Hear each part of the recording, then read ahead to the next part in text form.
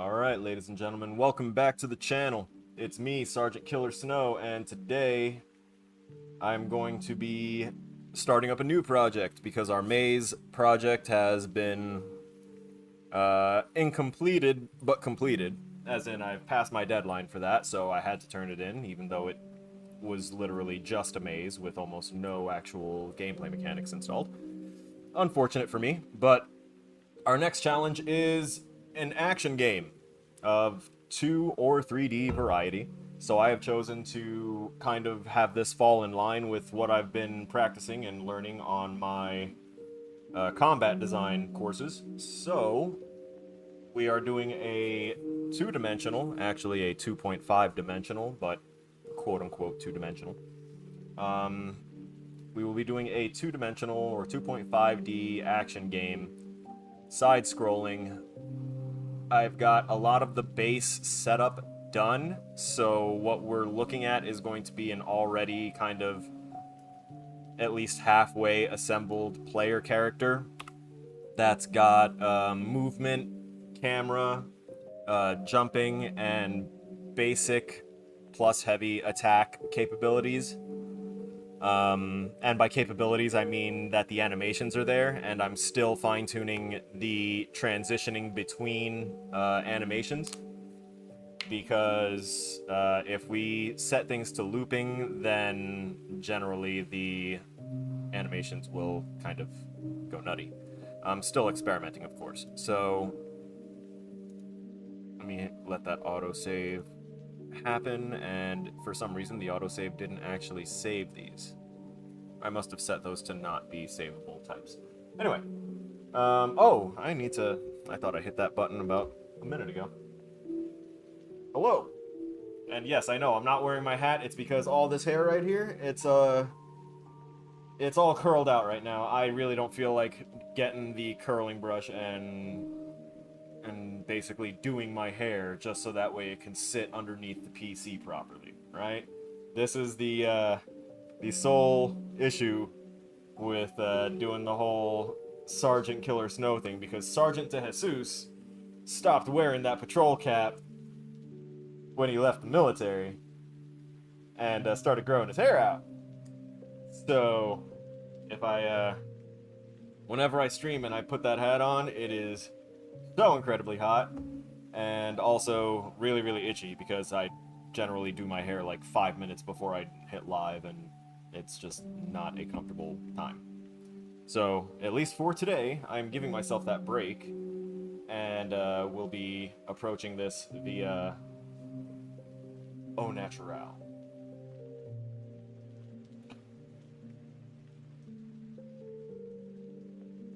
Today's Friday. Okay. Whew. Oh boy. Sorry, I got a little spooked. Okay, so again, I'm just gonna put this out there here at the start. Generally, I like to stream on Tuesdays, Fridays, and Sundays, giving myself Saturday as a rest day, and literally every other day that isn't Saturday is a day where I'm either streaming or actively physically in classes, so I can't be here. And generally after those classes, I kind of write myself off for the rest of the day and be like, look, I'm either going to continue working on what I worked on in class, work on something that I need to work on because it's due tomorrow, or I'm going to chill because I already did classwork related stuff for at least 4 hours today. I'm going to take a break. Like, that's generally how my time goes. Social activity, nearly non-existent, and just about any other kind of activity is non-existent. Okay, cleaning is existent. I still clean. I take the time to do that every now and again, but not everything. Like, I should be cleaning everything, and I'm only, like, spot cleaning as needed whenever it gets too unbearable. The ADHD hits hard, and then depression likes to go ahead and set in whenever I've experienced some sort of a letdown. And our Portal Pong, though people have had fun with it, was graded at a B. So we'll see what the rest of, people think when I actually release that game onto the Steam market. But at least for now. I got docked a whole letter grade. I think it was because I didn't provide enough rough concept documentation, and that hits, you know. Because for me, a lot of what I create was never in my brain when I started. I will take a general concept and I will try and build off of it. A maze, that's the general concept. I built a maze. But trying to think about all of the things that I wanted to put in there beforehand and writing them all out is not something that I can really actively do until I can see the space that I am working with. Whether it's because of aesthetics, so I know what type of mechanics I want to implement, or whether it's because I need to see the size of the space so I know the scope of the amount of things I can put in. One way or the other, it's all based off once I have a physical space to look at, because drawing a map will never be to scale. You can draw your space, but you know, trying to guesstimate the size of your character and everything amongst the space while only looking at a map, some people might be able to do it. I count that as a superpower. I can't do that. I can't. I need to actively see it. It's not that I can't picture things that, you know, aren't there in front of me or that I haven't seen recently. It's that I can't create things. You know, I can't create something new if I'm going off of something that I already wrote, because then I'm going to get bored of what I wrote eventually and start, like, improving it, and then I'm going to wind up screwing myself up further because I'm going to enhance my scope before I even get started. Once I get started, I know generally what I can do, which is what we've got going on here. Our player character, Karanos, is lost. Again. So what I'm going to do here is we're going to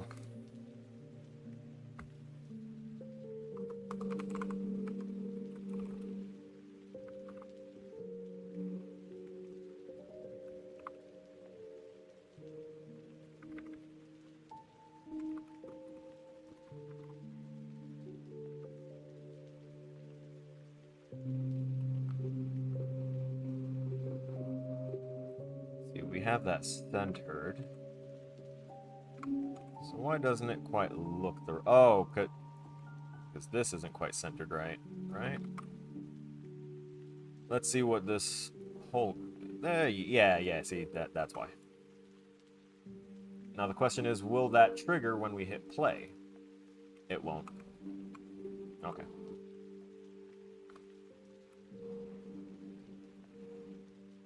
I think we'll take out the triple dots, the ellipses. Ellipses gone. There, now it feels a bit better. Now it feels a bit more centered, right?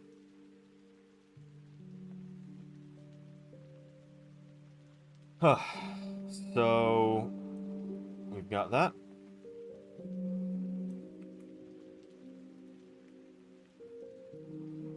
I think I'm going to move this one over. And I'm going to actually change the color of this, of the font on tutorial text. So we're going to create a material instance out of our glowing font material. And we're going to call this, Karanos tutorial text. What we're going to do is we're going to open this up and we're going to go and override the intensity and the color. And for the intensity, we're going to set that down to 10 because having it at 30 made the burn-in that it was doing on the sprites damn near permanent. It was strong. It was a strong brighten. In fact, that's still kind of bright. I want to change this background. Good.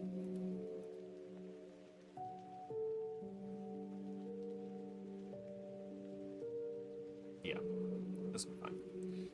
Okay. So now that we're overriding the color, I'm going to say a tutorial is going to be in this color. God, that looks... I love when this color, when shades of blue mixed with a little bit of green are given a glow. I don't know what it is. It's just such an aesthetically pleasing thing for me. So we're going to take this and we're going to drop it onto this revealable text.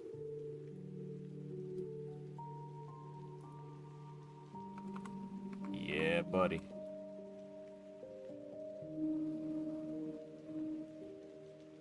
And I think on our text, I'm going to do a quick check on start to see if there's an overlap or if the player is there.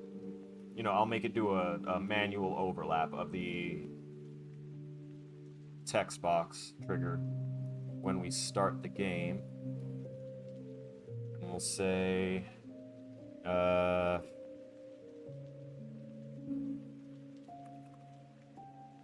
yeah, overlap. We want to box overlap actors. Oh. Rotation. Yeah, it'll be this one. We'll box overlap actors, actor class filter. We're going to go ahead and put in the Karanos player as the filter. And we're going to get the extents.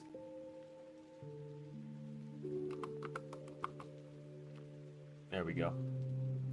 We get the box extent. Chuck that right on there so that way the overlap that we're creating is literally the same size as the reveal trigger that we already have on there. And the center of the box is going to be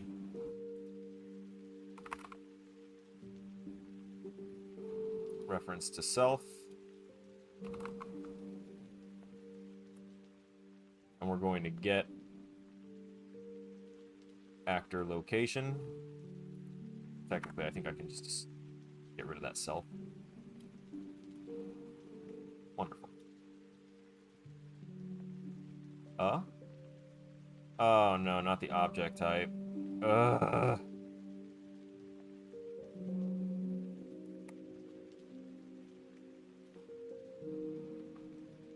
What was this? I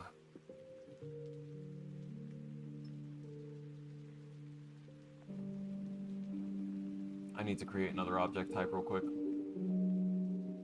I don't like these world static, world dynamic stuff. It can tend to... Oh, object type pawn. I can just do pawn.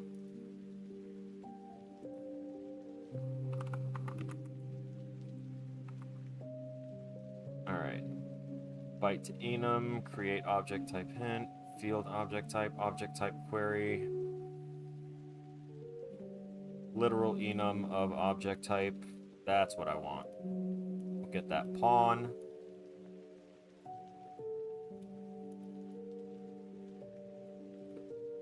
Boom. Oh, so good. From a series of items. That's fine. Just making an array out of this one object type so that way it knows to only look for pawns. That should be golden. Oh. The actors to ignore would wind up being enemies, right? So we haven't created the enemy class. Never mind. We're not going to add that yet.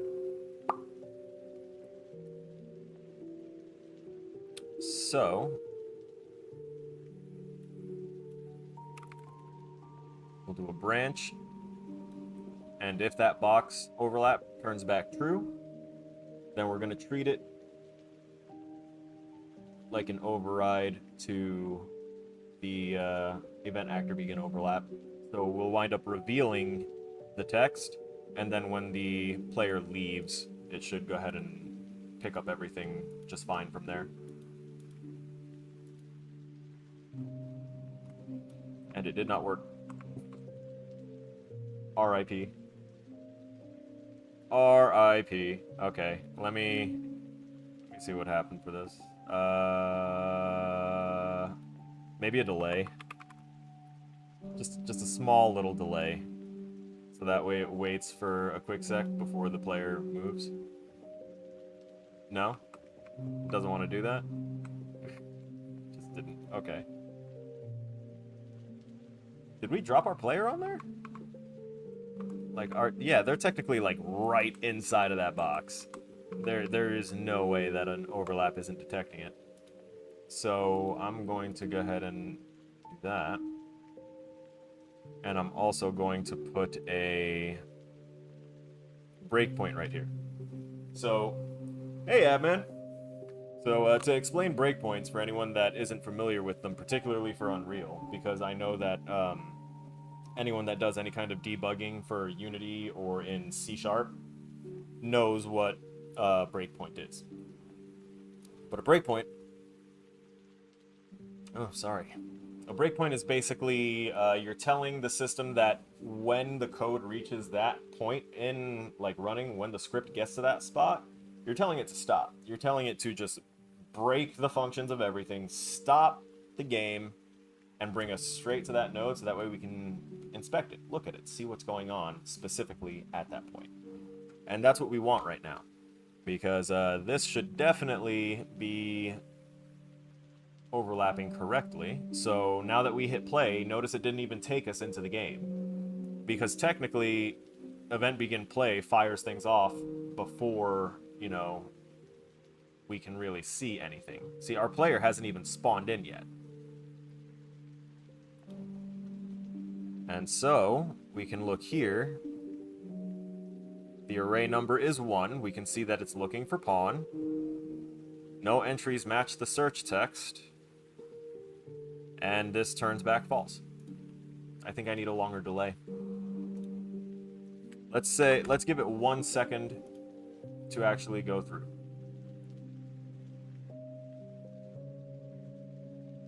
Oh, this one would still turn up false, huh? It's not finding anyone.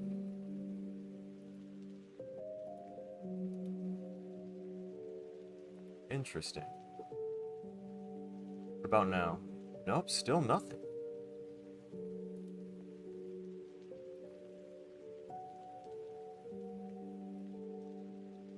This is interesting. Let's compile that, send it again. Still false with a world dynamic?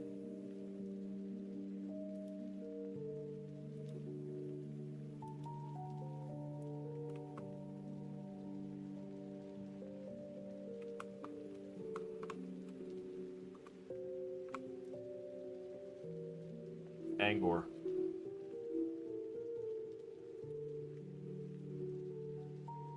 Alright, we might need a different type of overlap then.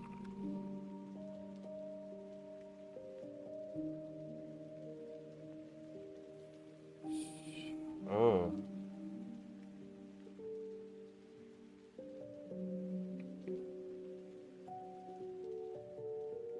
Any component overlapping any component does not return self.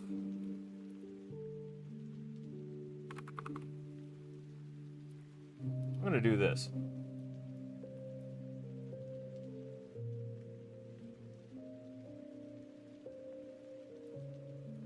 So let's get rid of these. We still want that delay because we've learned that 0.2 seconds is nowhere near enough for it to actually get the game started for us to have that work. Ditch those.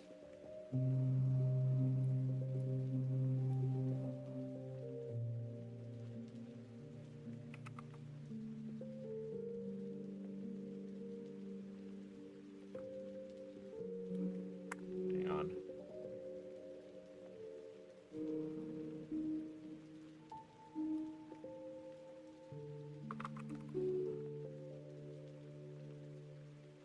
So if this array is not empty by the time it runs, then it's going to return true and unhide. Technically, this should just look for any actor that's overlapping our text box. There we go. There we go. Okay, let me turn off that breakpoint now. Wonderful. So we start up and then, oh, yay! So it started up on its own. It showed us what we needed. I'm happy with that. Excellent. So that one little check at the start of the game now makes that a viable starting point for instructions on how to play. And I think next would be attacks and stuff. Oh, I might need to take like 5 minutes here soon, just so that way I can go get my Uber Eats.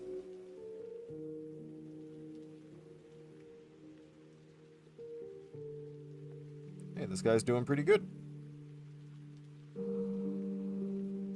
By the way, guys, rate your drivers and stuff, because if they're actually doing good work, and I know a lot of people are like, yeah, they're just supposed to deliver your food and stuff, but if you look online, you'll see a lot of people are going and being very aggressive about getting tips, and that's just another thing, another problem with the whole tipping system. But on top of that, I've had so many times where they just deliver my stuff wherever the hell they want to, instead of, you know, to me or even to my building. And those people, I obviously change my tip amount to 0 and report that shit and all that other stuff, get my refunds. But if you don't, like, leave little ratings and things like that, they're never actually going to get docked. Okay. Sorry about that little diversion. But I also need to keep this up and in front of me, because if I don't, I will forget that someone is dropping things off at my doorstep, and I have stuff that needs to be refrigerated, or it'll go bad in the, like, 5 hours that I'm going to be here. Okay, 5's too much. We'll say 3 to 3.5 hours from this point. That's how long I intend to stream what I'm doing. So you'll notice that we have a sky that actually looks kind of decent. That's actually from a free pack called Good Sky. Yep, there it is. Good Sky. You can see this whole sphere that it's got surrounding our play area. And as soon as we go to BG base, it'll zoom in. So we're contained within that sphere dome. And this blueprint here, which, as you can see, permanently free, sponsored content, person's paid. You made an incredible product, sir. Sir and or ma'am. And anything in between.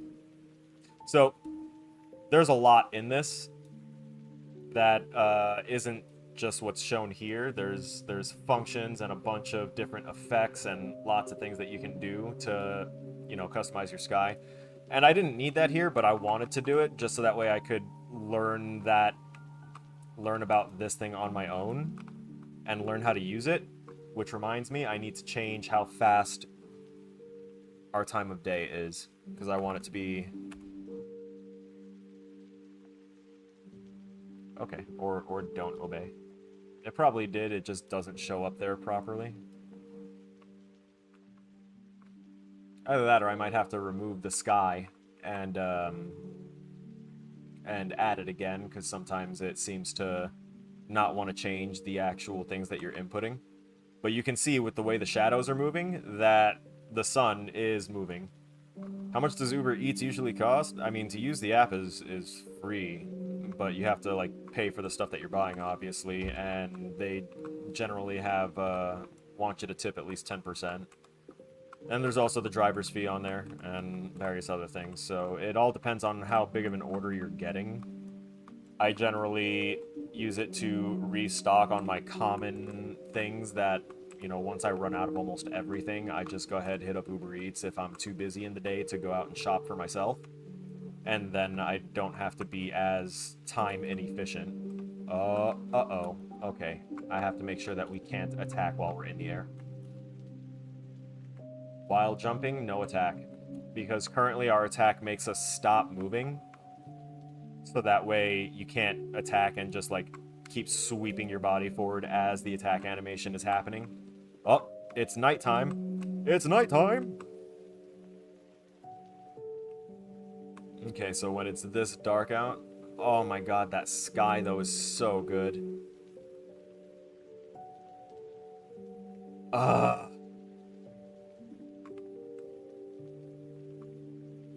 I want to see what it says for night sky, where we're at. Okay, so this is like time of day.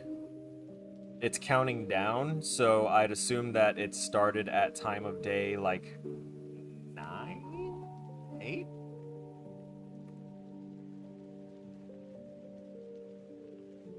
Zero is midnight. 6 is morning. So before it was set at 6. Oh wait, that's me enabling time of day. Where's the other? I tried to change the wrong value. I think that's why. One of these is how long you want the day to be.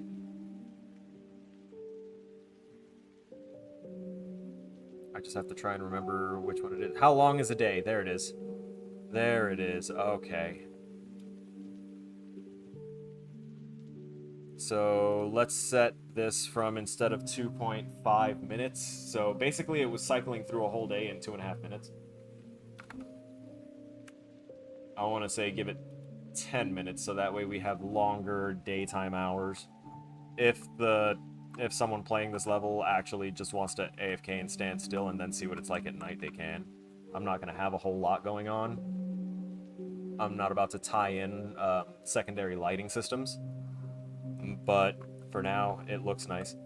To explain our entire stage setup, it's literally one blueprint, by the way. And this is what I'm going to be doing for my combat class too, because I love how this actually looks.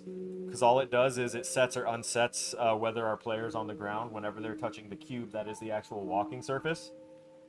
And it's looking for tags and stuff. So I can just copy this code over and put it onto any kind of like platform that I add in. But this as a set piece for the core of it, it is it is this cube that has the that has a trigger collider that will set grounded and not grounded. And it's got a foreground, which the foreground, this playable background area, the distant background, and the other various backgrounds back here, these are meant for like depth scaling for distance, because even though I had the sky up there, since the skyboxes work by like cutting your visible plane in half and then setting that as a horizon line, anything below the horizon was gray. And you could see that both underneath the stage and like anytime you jumped, you could see like once the horizon was lifted up, you could see that it was all gray. And I didn't like how that looked, so we came up with this little idea and added it on there. So if you look at it from a player's perspective here, jumping up and down would just reveal that, and even though our background in this area is totally gray, in our actual game here, we've got the background. So ignoring this here, because we'd obviously put a building or something there that Karanos would be coming out of, but look how that looks. And then when you jump, the middle blocks enough of it that you can't exactly see how much gray is there. It just looks like it's a normal part of the horizon when you look right around there. All because of how we set those things up there. Looks goofy over here. Looks decent over here. So we did that. We put collider boxes and visible collision here and here in the front and back, so that way we can't, you know, move off into the distance and we can't fall off the fucking stage going forward. It looks so good. Why don't people use Unreal Engine to make 2D games on it no more besides the 2D HD games? Because Unreal is much better suited towards, you know, three-dimensional tools. That's really what it boils down to. Unreal Engine is amazing at 3D stuff. Their camera work is amazing because the camera system in Unreal as a base kit camera, you can't beat it. There's just a lot of things that make Unreal Engine really popular for 3D development, and then when you want to do simpler 2D development, a lot of other engines exist that do two-dimensional better because they know that they would struggle doing a bunch of heavy 3D stuff. Even though they are capable of doing it, each one is just kind of suited differently.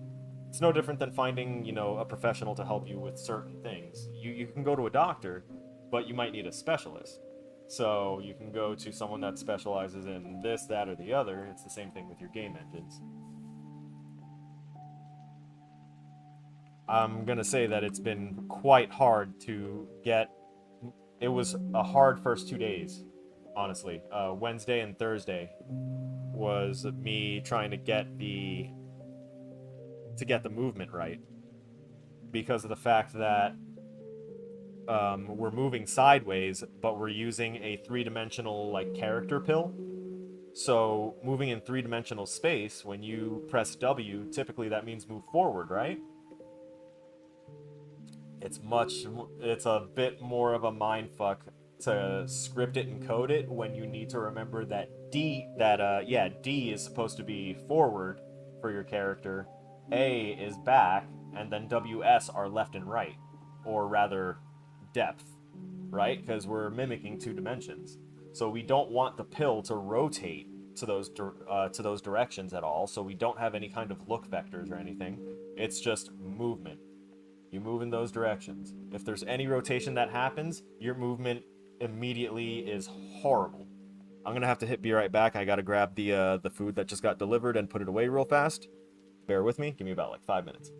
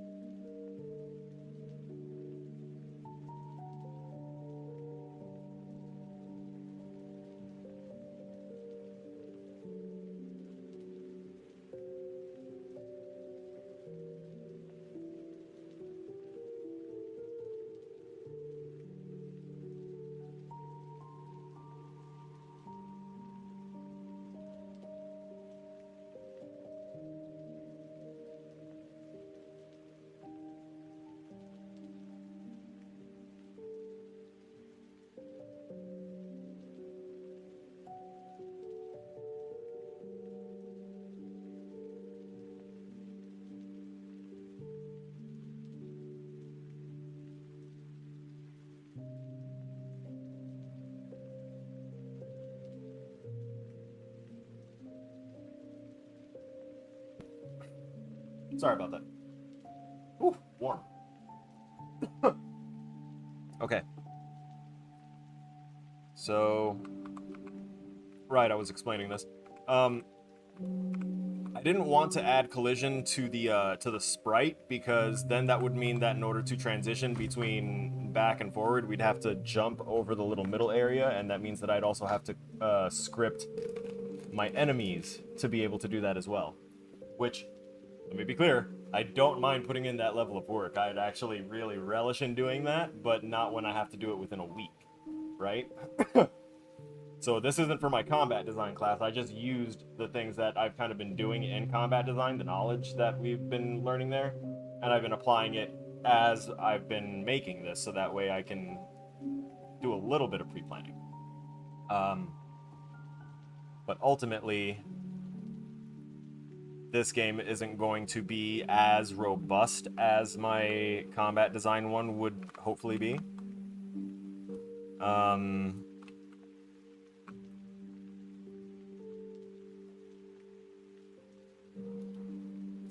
feel like these might be a little big.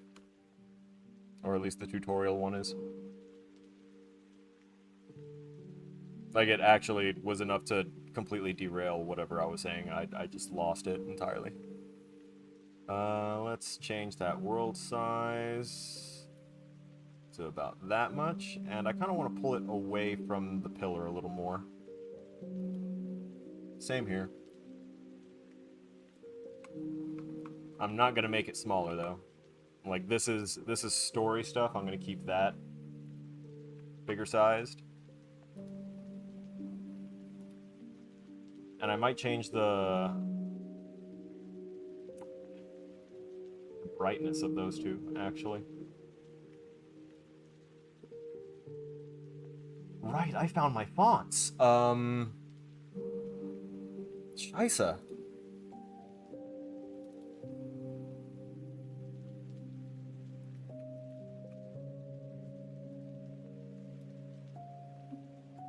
Yeah. Yeah. There you go.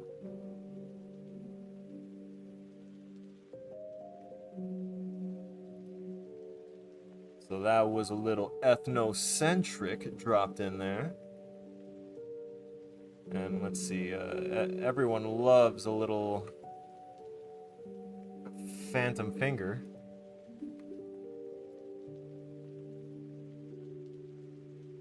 Let's see, what else have I got to offer up here? I know I've got more, but I think I can just choose from those two, honestly. I don't want to use up too much time with superfluous things.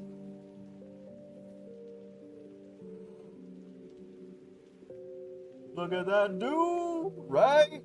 You haven't seen me without the PC. I gave the whole spiel already, but basically, because my hair is all nice and curled out in a semi-acceptable way after I woke up this morning, I was like, you know what? I'm not gonna bother taking the time to like brush out my hair until it's like straighter, and then I brush it all back, and then I try and do whatever I can to keep it under the PC. It was too much. I needed to focus more on what I'm doing. So, y'all get the curls today. Don't get used to it. So, I think I want to set the brightness down on those. And now that I have my fonts in here, now that I remember that I have my fonts available. Objects.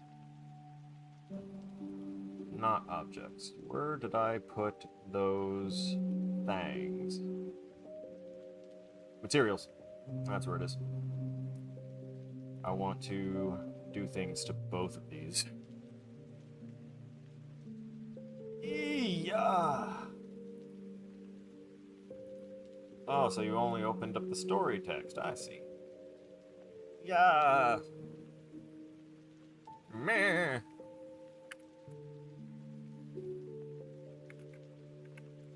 Yeah, there we go. 2.5. A little bit more reasonable. Don't want people to have the images burned into their eyes. It was funny when it was happening on the pillars, but now I'm starting to feel like it's a bit much. So we changed those up.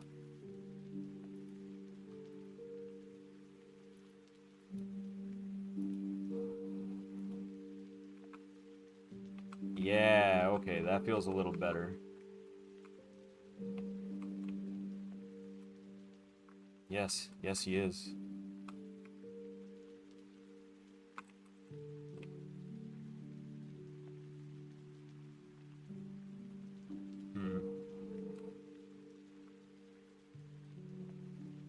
Thinking I might make an alternative tile that has the sand kind of more in the foreground as well as in the background. So that way we're not always in the ruins. Because I feel like the pillars would become annoying eventually.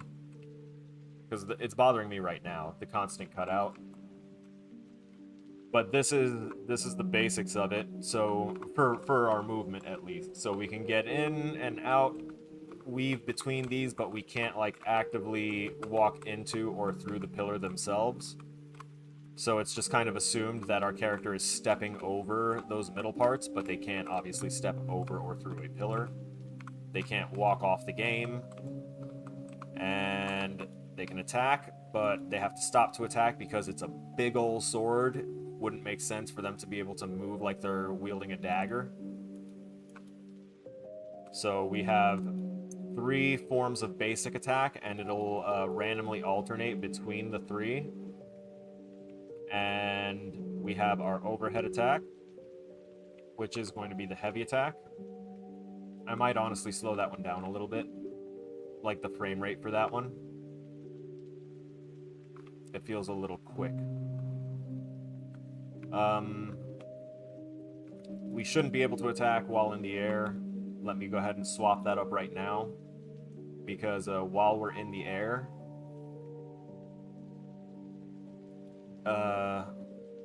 whenever we attack, it stops our motion. It stops our movement entirely.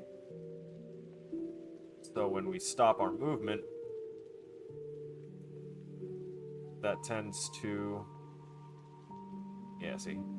Whenever we're attacking, on tick, stop movement immediately. I was trying to find it. If we stop our movement, it stops not just our X and Y axis movement, because movement is just considered one whole vector. It's a vector 3. It's 3 float numbers, X, Y, Z. That is your vector, that is your velocity, that is your location, that is your rotation. X, Y, Z is your everything in relation to the physical aspects of your character and where it is moving and looking in the game engine space. So, with this vector 3 of velocity, what it is saying how much movement to apply per second, how many centimeters per second your character should be moving in that axis, and it combines all of them. That means it's combining your x-axis, your y-axis, and your z-axis. And the z-axis is up or down. At least in the engine it is. So, we're in the air, and we tell it to stop our movement, it's stopping our velocity, and stopping our velocity in the air is a fancy trick that could definitely be used for other game mechanics. So for anyone that would be curious, you know, air comboing someone, and while you're connecting those hits, it makes you stop in the air while you're attacking. That's what that is.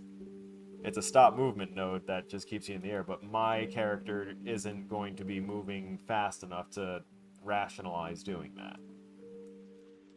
This is where we're setting our flipbook stuff. The reason there's these branches here is because they are determining if our player is in combat or not. We haven't set that up yet. We have the bool available, so all I have to do is like determine when our character is in combat or not. And I'm thinking whenever I attack, I'm gonna have it start a timer for like 5 seconds, and every 5 seconds it'll do a check within a certain box area around, and if there's no actors with the tag enemy, then it switches from in combat to out of combat.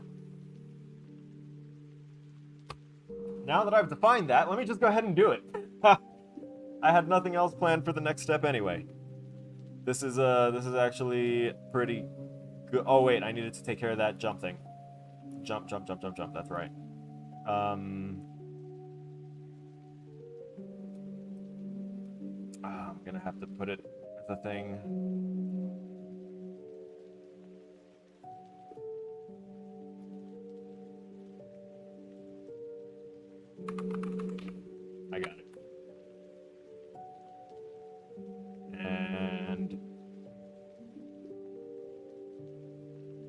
get the current move state and check if it's not equal using the enum value thing, so we don't have to get another copy of anything.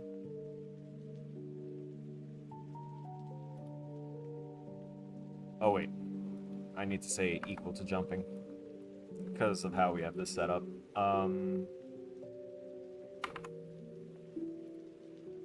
Equal.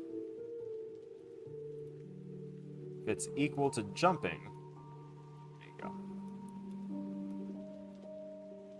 So now what this does is it checks if we're attacking or if we're jumping. If we're not doing either of those, then we can attack. I didn't want this to trigger a bunch of extra attack calls and stuff like that while we're in the middle of attacks. That's something that I'm going to have to look into for actual combat design. Because I'm going to be doing things by frame for each animation for that one. To be really thorough.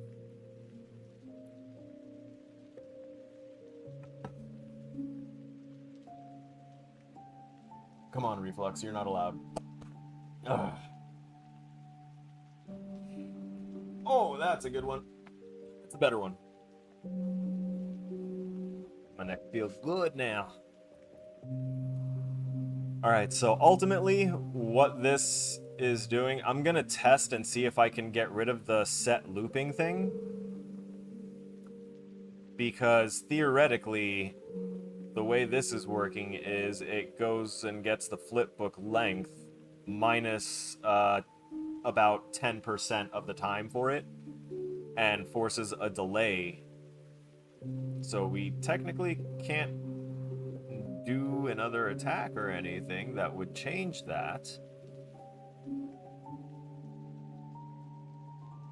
I'm gonna test it with just the left click.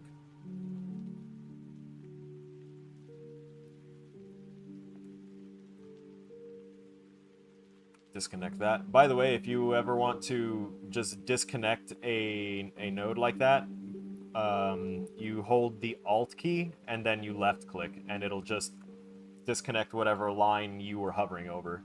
You don't have to do it directly over an arrow either. So if I reconnect that, if I just hold Alt and you see how the outline shows up, it'll show up whether you're holding Alt or not, but if you hold Alt and left click it, it's gone.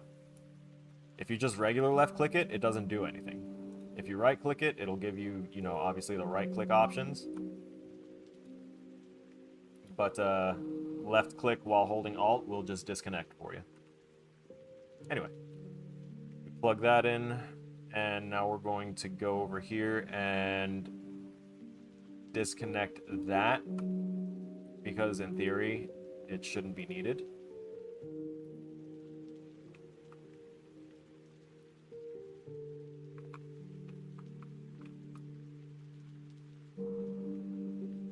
Okay.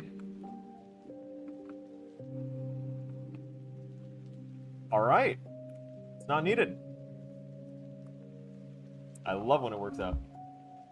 Sometimes I put in a few too many redundancies in the process, but the checks are never really harmful.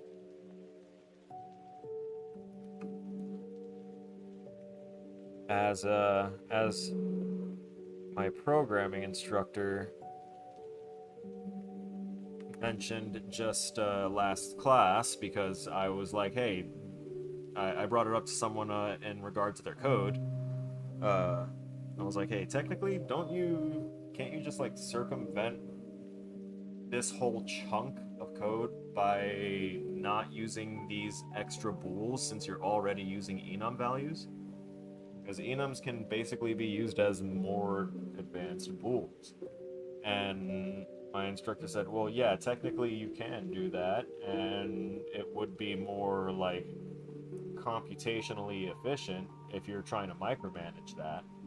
But at the same time, you're inviting more opportunity for something to go wrong in your code, because you don't have enough like checks that the system would use, because you never know when it might skip over something. You think, our brains think like second to second, and the computer thinks in, you know, frames within a second. It's It's wild to think about how much happens within a second behind the scenes. So, trying to make sure that things are flowing the right way based off human input requires some extra checks, and I realized that when he mentioned that, I thought about it more, and I was like, you know what? No, you're technically right, and that's why I still have a bunch of pools here, even though I've got two different large enum lists. I call them large. They're larger than I usually have them, but they work. Let me finish removing these. Technically, just delete them.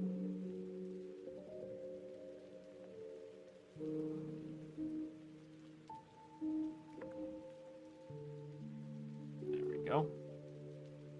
Now I can scoot this one over. Make it look kind of neat and in line with the other ones a bit. That'd be nice. And next,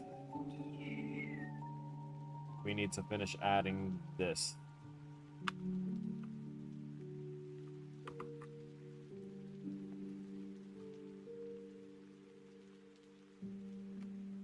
Just delete that, thank you.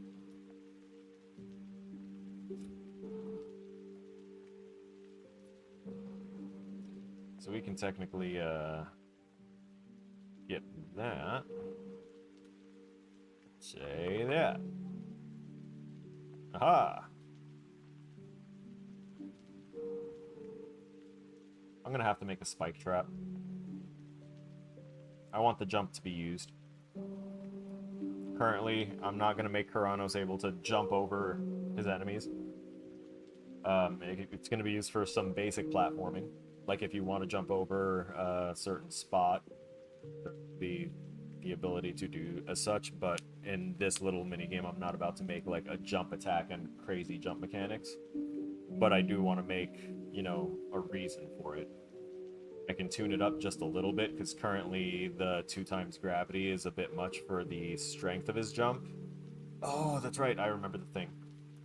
Not jump velocity. I know what my velocity is and what I want it to remain at. I want to jump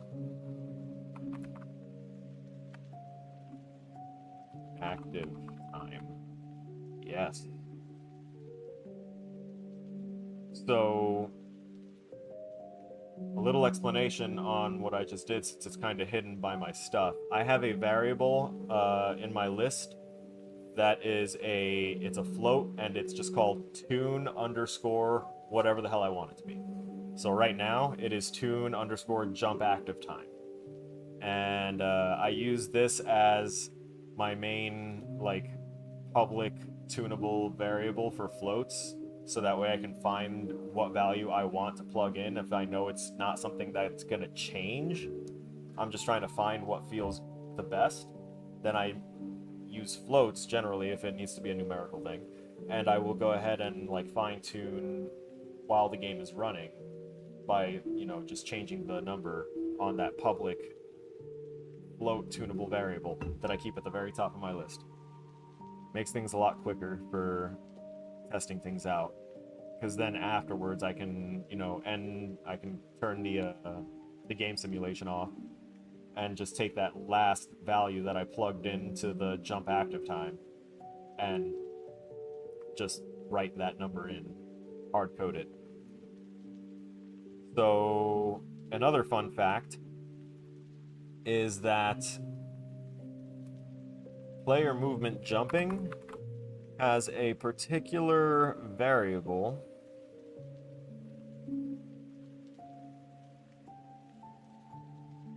there we go.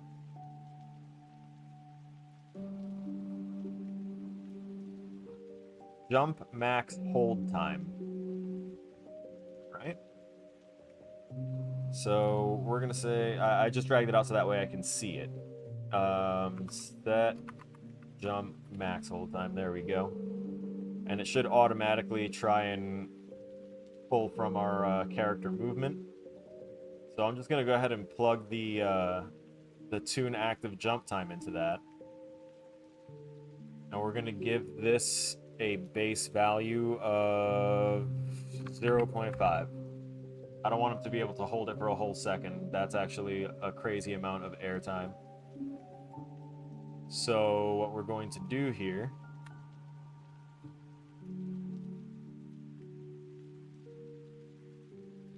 is slide that right on in. Uh-oh.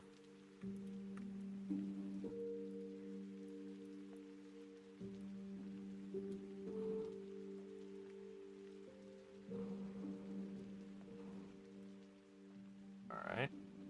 Almost.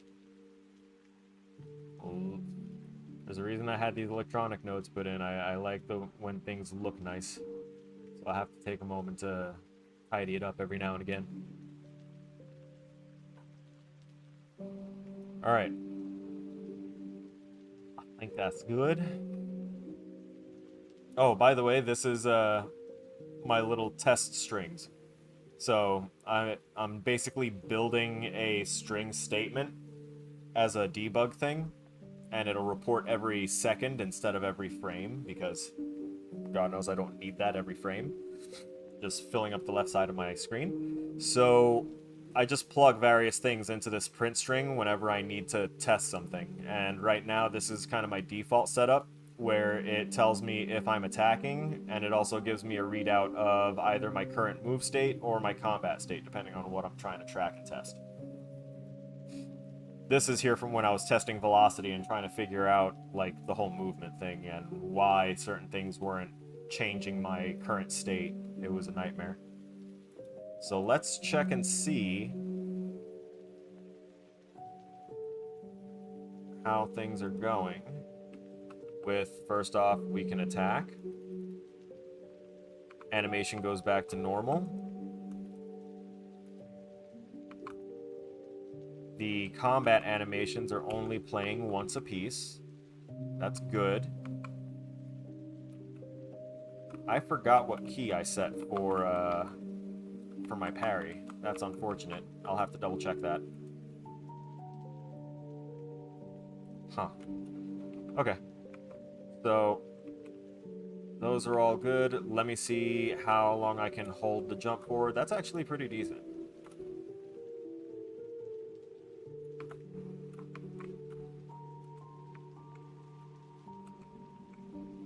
So now I can go ahead and click on this.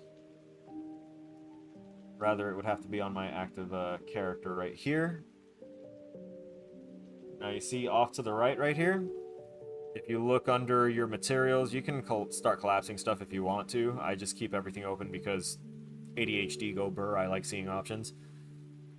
So underneath your materials, you've got your default tab, which is where your public variables will show up. Your public tunable variables, such as the big one that says tune jump active time. So we already saw... Hello? Damn it. Stop playing. Weird. I might want to pop out the game, actually, to do this. There we go. So now we're playing it in a separate little window here, so we can kind of come over here, do that, and I'm gonna go ahead and set that to not 41, Jesus. We'll set that to a whole second just to make sure that it is actively changing things. It is not. It doth not seem to. What's going on? I might have to set it more specifically.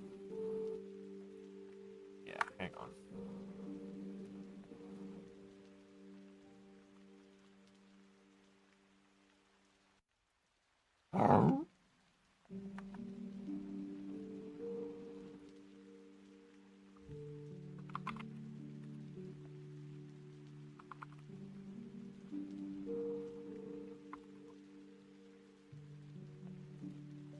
Yeah, character variable.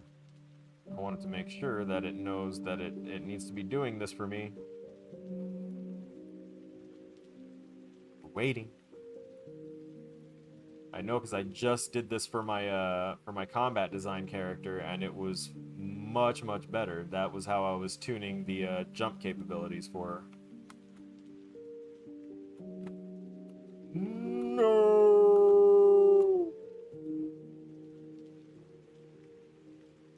Wait, jump max hold time default value is. Oh, that's the default value set to 0. We are setting it to. Right? Is it not registering the hold time? Oh, also that value went back to. Got it.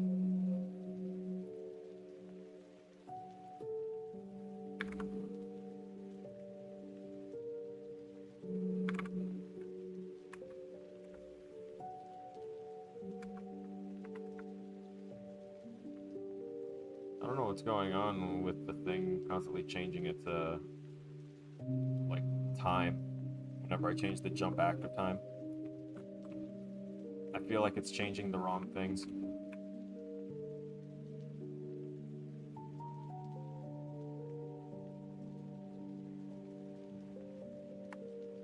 Why is that? I'm gonna put this back on there real quick. I'm gonna check my other project and see what exactly that node is called, because I know I've already used it and it's worked. And I get to show it. So we'll go to open project. We'll take a look at ignore most of these, please. Yeah, that one. Isn't that adorable? Isn't that precious? Life. I've actually been kind of enjoying just leaving the natural Windows playlist of images go through. It's a lot of nature photography. It's beautiful. I love it. And it's always a surprise to me. I didn't have to pick it. Okay. So, my player character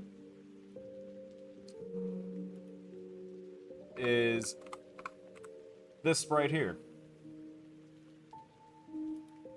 Still haven't even like gotten to do my combat animations and stuff. It's like I'm behind on this right now. I'm gonna be putting work on this over the weekend. That's for my jumping variables, and this is a far more intricate setup for just determining movement than the other one. The other one looks like it's more, but it's just a bunch of piecemeal stuff of what this was. But since I don't need it to be so efficient in the 1 week assignment, I just kind of hacked it together. This uses an actual ground trace to determine like when I'm close enough to a surface to go ahead and determine that I'm not going to be considered not grounded. It's a whole lot of words to say, yeah, this thing draws a line to the floor. When I'm close enough, I'm on the floor. I didn't want to do it with an overlap on the thing on the floor the way I did in my current one, because I really needed it to be based off of my actual character's movement. I made everything based off of the character's movement, and then I'm going to make all the combat based off of its animation state. By frame. It is going to be a nightmare. Okay.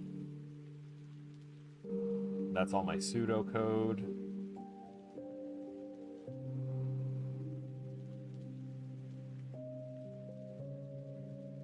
Move logic.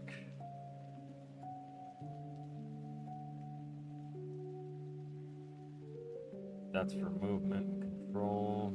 Ba, ba, ba, ba, ba, ba.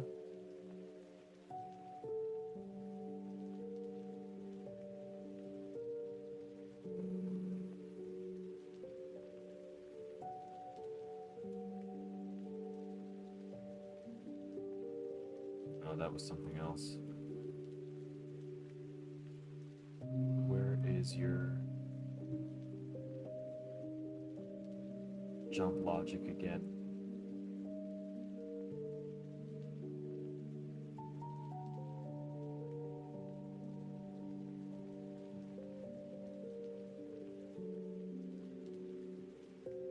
Where did I put it?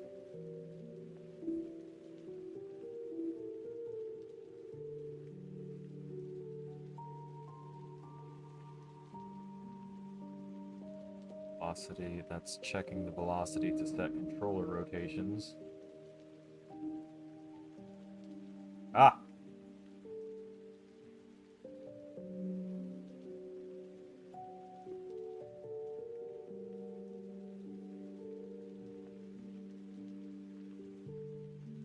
Where's my test float being used? Nowhere? There's no way.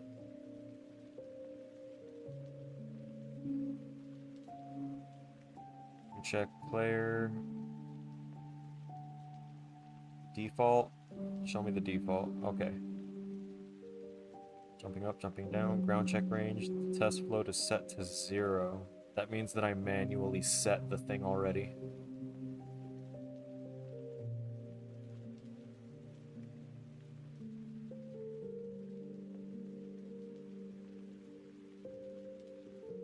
Or maybe I'm not playing on the right thing.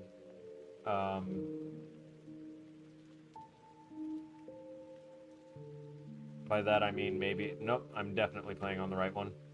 Look at that jump height. It's the same exact jump velocity, but it's set with a hold, so I can just tap this, or I can hold it to get higher jump. That's what I want.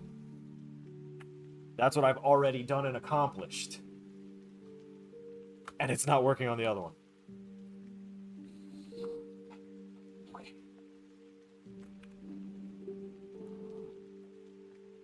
Where am I setting that value at?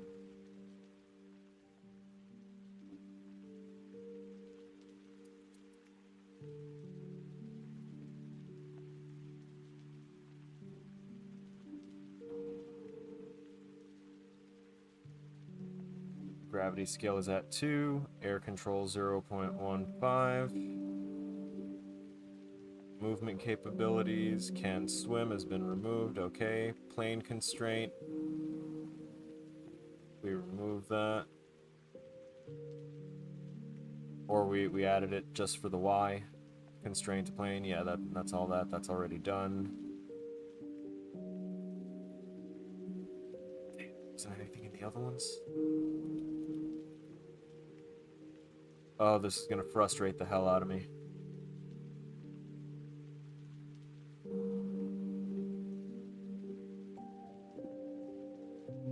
Notify Apex, stay based in air. Show me the advanced. Wait. Oh. Never mind. Thought I found something. Where the hell is it?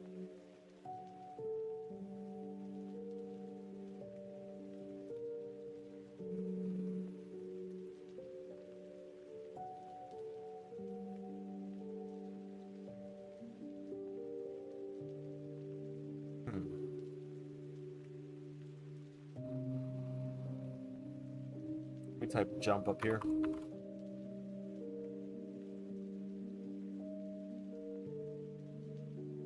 There, yeah, see, character.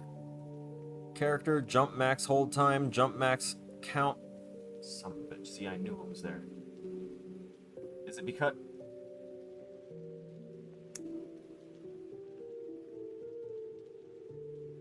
I fucked up. That's why. Because the parent class of my other one is a paper character, not a regular character class. Bitch. That's where I fucked up.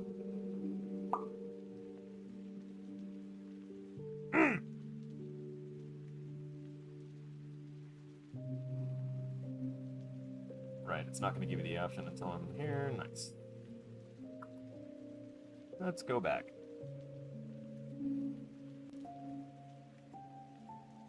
Damn it.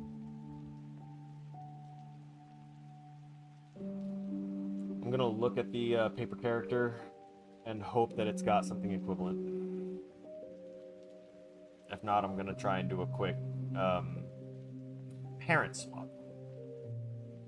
And hope that doesn't break everything and make me have to redo all the animations and everything all over again, because it's been really annoying. I had to redo it once already because I had to rename the game. I realized I misnamed it, and instead of trying, like, I couldn't find any way to rename it within the system. I changed the name everywhere in the project settings, and it just wasn't changing the actual name of the file. So I was like, this is bugging the hell out of me. I'm manually changing it. And then it was like, hey, we don't recognize this anymore, so we're gonna dump all of the fucking references that tie everything together for every blueprint, material, and sprite you've made, including your animations. So I was like, oh, that's awesome. Oh, hello. It has been a while seeing you here. Thank you for coming. I appreciate you. Best friend. Very nice. Okay, I need to try and figure out this swap. We're gonna type jump in here and hope. There it is. There it is. It exists. It exists. Okay.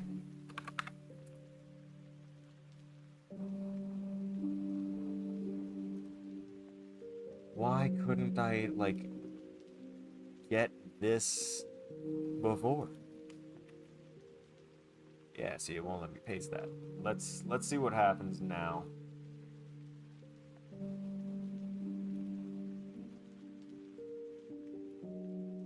Just gonna leave that named as tune because right now it is unused, and that's fine. And we're gonna put that to selected viewport again.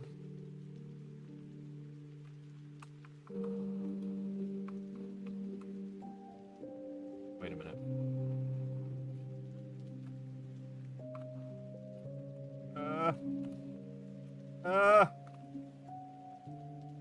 Why you feel same? No, don't do this. Do not hurt me.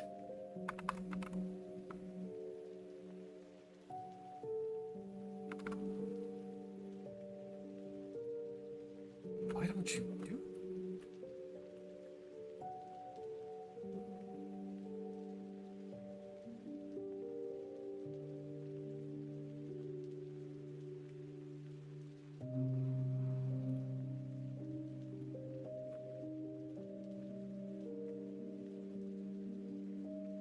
We also fixed the whole attacking in midair problem, so we can't do that anymore. Oh, we can still jump off midair.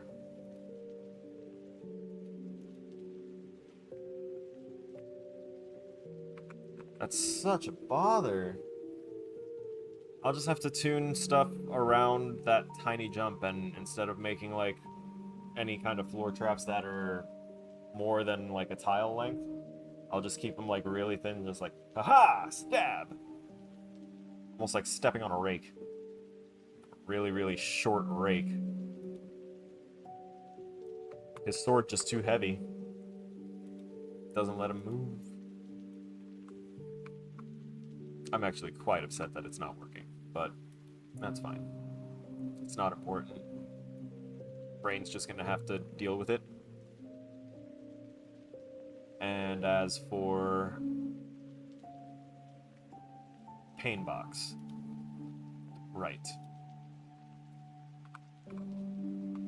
Let's do a little test here by first getting rid of that jump thing so I don't have to look at it anymore and worry about my failure. We're going to go to sprite. We're going to change this over to one of our attack sprites.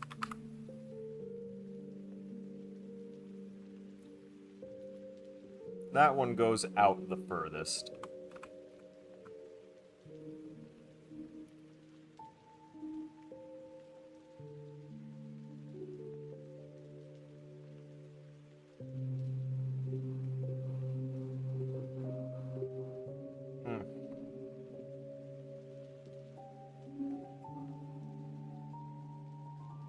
we're gonna make it a box collider.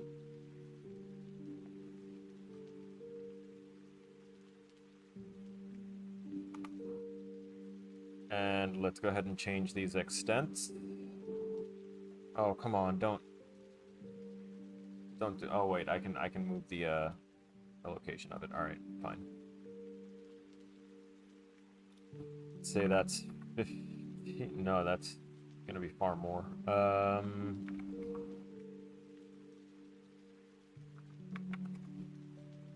That's too much. Actually, 25 might be too much as well. Set it to 22. And then do that. Alright, maybe 20. Yeah. 20 is fine.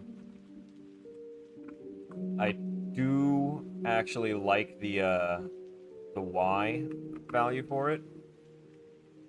Just because it's the size of my pillbox, so that means that anything that would be able to hit me by walking into my pillbox or just hitting anywhere around the pillbox, they would be hit within that range if they're in front of me as well. But we will have to change this Z height.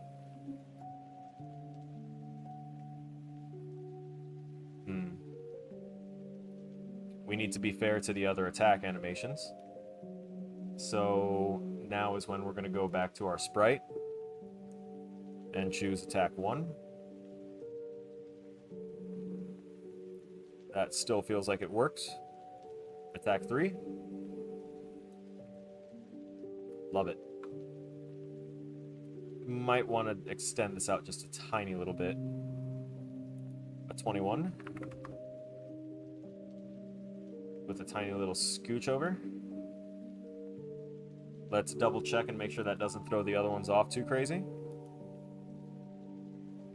That's still right around where it ended before. I just didn't like that it was on the second one that it was gathering, but still, it kind of works. And this is good too.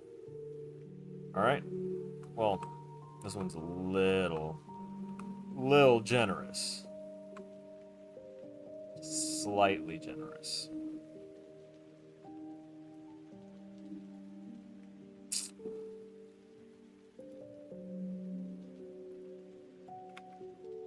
Oh.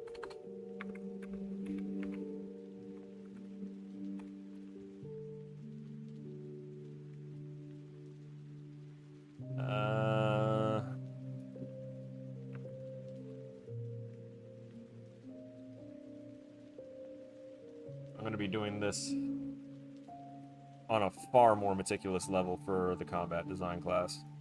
Better believe. For right now, I'm accepting these. And it even works for the heavy attack, which now I realize is just a somehow faster version of the regular attack. I'll have to put something on there to make it look different. Actually, no, it doesn't matter for this class. Huh. I'll just make it deal more damage. You like it? You like it? Awesome. This, I got a whole pack that had, like, it was a full character pack, so it had the hero character, which is this one, and it came with sprites for animated chest, fire. It's got background sprites. It's got background shadow sprites for parallaxing. The current background is from a different background sets that I've been gathering, and I went ahead and built it up. I showed it a little bit earlier. I can show it again real quick because I like the way it looks and came out. But for now, we need to set our idle animation back. And we need to turn off the hurt box.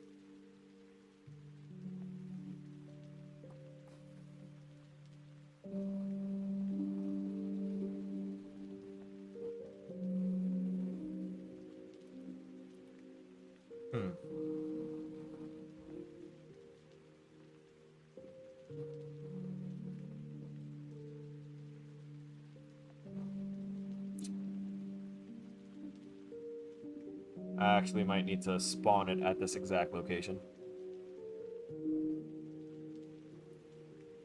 Let's say 14.5 to appease my brain. Alright. So we'll prefab this.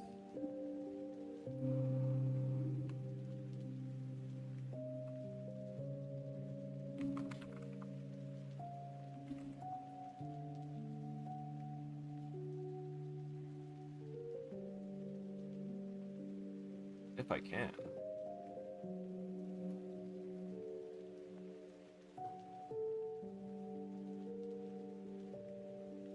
Actually, I could probably copy the transform, right?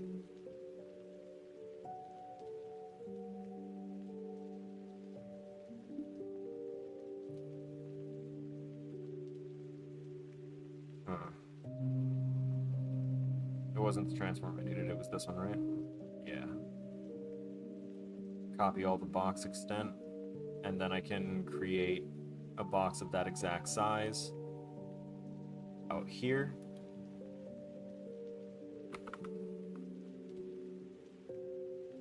So we create a trigger box, and on this trigger box, I can go ahead and paste that extent in that we had.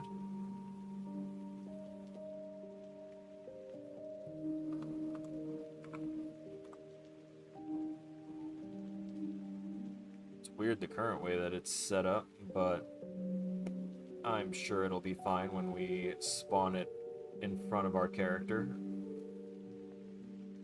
So let's just go ahead and take that and turn it into... Wait, can I even do that?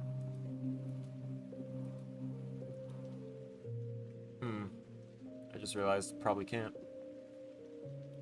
Can? Right, I know what I fucking derped on. I need to just make a derpy blueprint. Oh, I think I already had it. No, wait, that's for actual damage ball. Never mind. We are going to spawn an actor, and that actor is just going to be the damage field.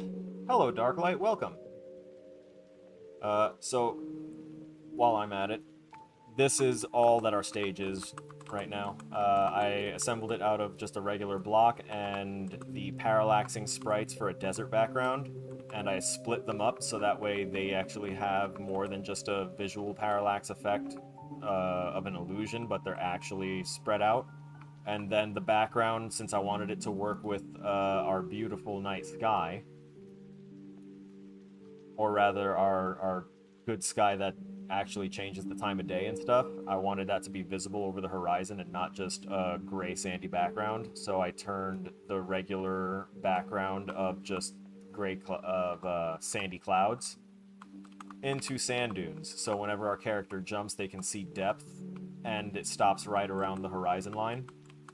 And we have blockers in the front and back so the player can't jump off of the play stage. And the pillars are the only things that are in the middle that are actually collidable. So it's assumed that the player is just walking like tall enough to step over that part. And it all comes together pretty well when we're actually in the in engine.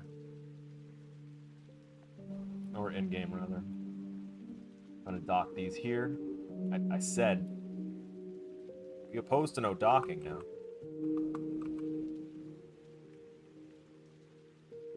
Damage field, I still need to make this real quick. So we're going to basically copy this and paste it. We're gonna set the location for it to be, you know, normal, but we're gonna save the location that we have for this damage field. And we're going to say that that's the relative location to spawn this damage field at whenever we want to, you know, attack and deal damage. So we're going to save this here. And on our player, we can Hopefully this works.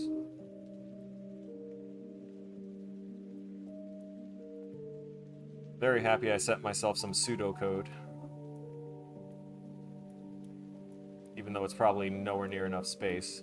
But it'll work. Spawn an actor from class.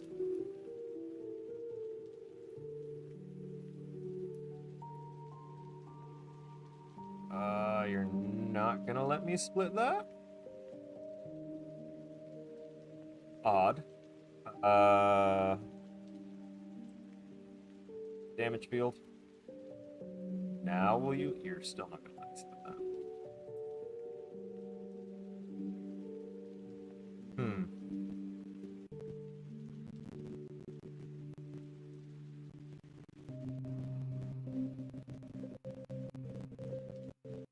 I know.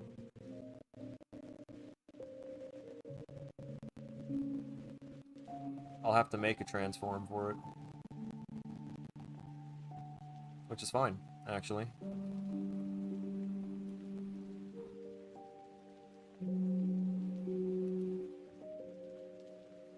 Because now we paste that there. The rest is normal. And it should always spawn in front of our character. So...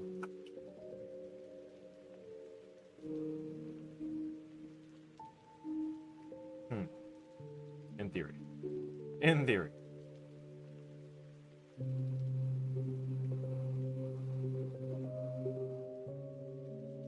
Wish this weren't such a large node, though.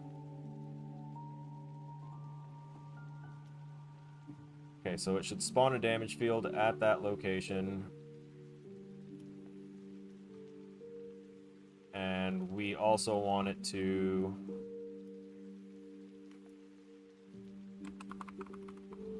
destroy actor at the end of this delay.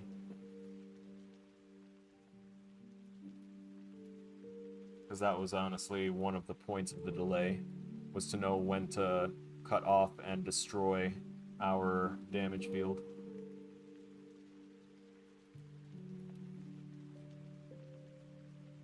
So we should be able to see when the damage field spawns over here in the left.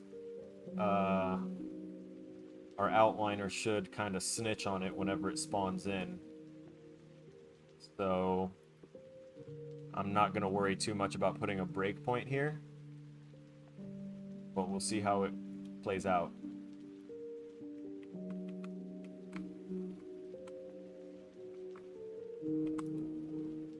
I saw the damage field, and then at the very end of the attack animation, it's gone. That one didn't spawn it, that one didn't spawn it.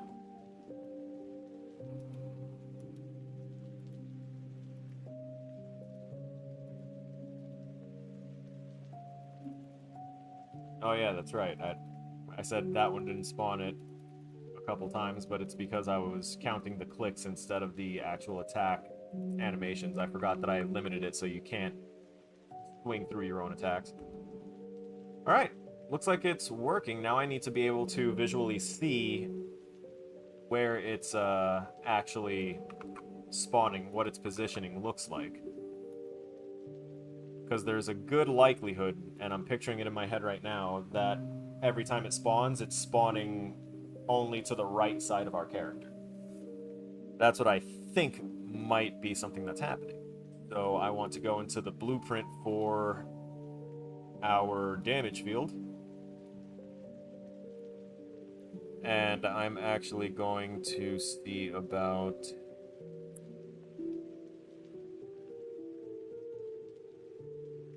giving it some line thickness.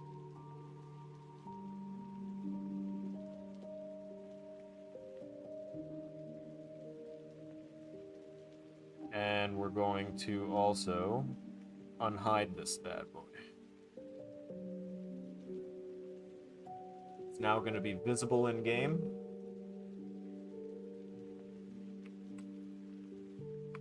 Should be visible, but apparently not.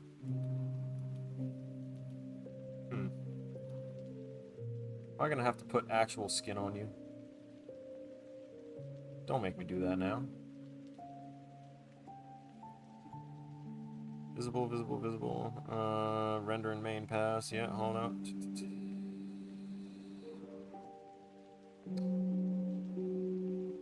Nice. Oh, we also don't want gravity on that at all. Putting gravity on that's a terrible idea.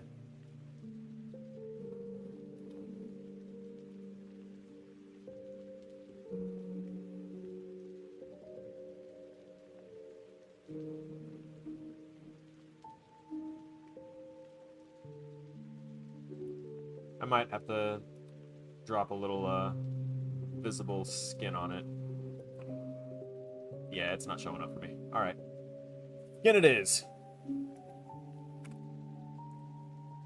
So we're going to go ahead and add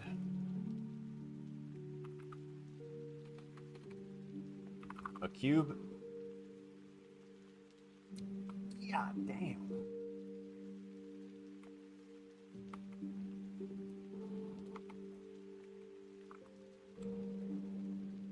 Oof. It's a hefty one. Alright, slow the hell down. There you go. We're gonna get these divisions a little smaller so that way we can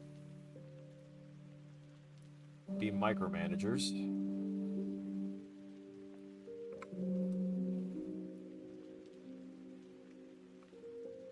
And let's not do this in perspective. We want to go ahead and go to an orthographic view for at least either the top or bottom, and then any of these sides, left, right, back, front. So we know now that we are a little over. Okay, so let's just say 0.65. It's not 0.64. 0.64 works. Wonderful. Zoom in a bit and see that we are mostly on the line for the Z-axis, for the X-axis as well. So now we can go to the left, right, front, back. Oh my god. I forgot that that was a thing. Unreal knows that this exists. This is a bug. Like, they just didn't implement the little menu that they implemented in the main viewport that lets you turn this shit off. So now whenever you're trying to work on things that are smaller, or just any size in general, considering you see how big this is, it's very obstructive. Now we're going to... Oh, that was pretty much perfect on its own. Now let's get out of this eyesore of a view. And what we're going to do is we're going to apply... I don't have a really translucent thing yet. So your material is going to remain the same. And instead I'm just going to make sure that you don't have gravity on. And that you have no collision at all. That is the fate of the cube. You're just there to show me things.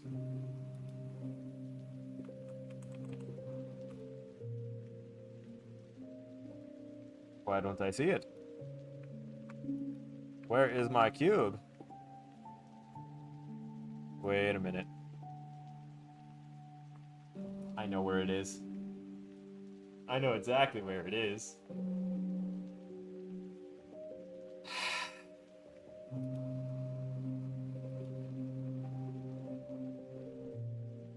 Yep. It's at this location. At this world location.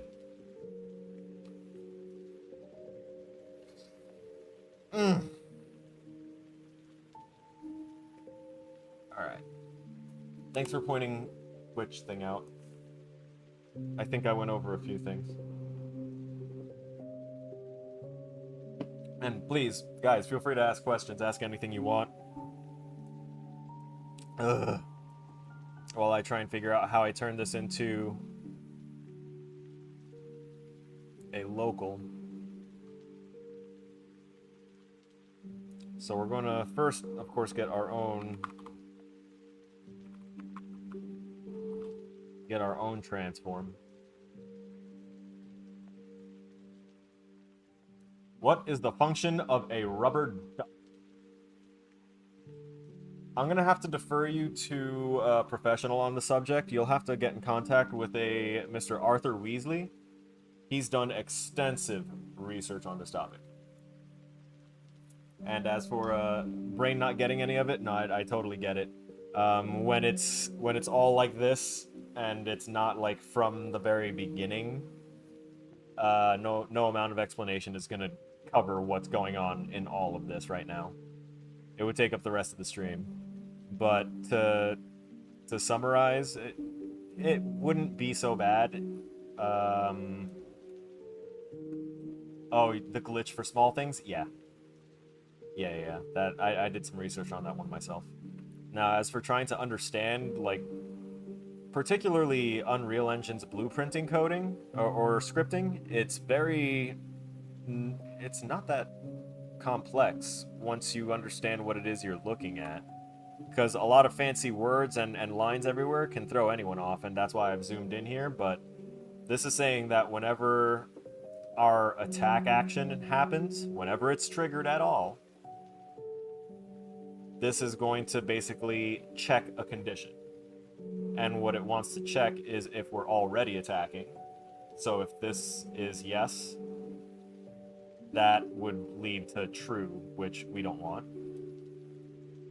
And it also checks, like, are we attacking or are we jumping? Because if either of those two things are true, baby, then we ain't allowed to attack. But if they're not true, then I forgot to delete that. That part's not needed there anymore. I also got to get rid of it here. Hang on. I got to do a little cleanup. A little cleanup and shift over. Come on. Grab all the things. Scoop. Okay. So, while both of those things are not true, if I'm not attacking and I am not jumping, then by all right, I should be able to attack. So we can set our current state to attacking. And the reason that we do that in two different spots is that this green one is basically going to give information to our animation stuff. That's why I made that green value, so that way I can deal with animating things in the right order. This one is used for gating animations, for gating me from doing things that I shouldn't be able to do. So I want to make sure that I set that so that way I can't attack again if I'm already attacking. And over here, I'm just telling it to set the animation for my attack. That's all that is. It's a bunch of extra stuff that looks crazy, but it's because I'm telling it where to find the animation, what the animation's name is. It's a nice little drawer to go ahead and pluck it out from and attach it to my character real quick. And right now we're working on the deal damage after a certain part of the animation. But then we're telling it to, once we're done with that animation, we're done attacking. That's it. It's basically a paragraph of human words cut down into spaghettis and blocks.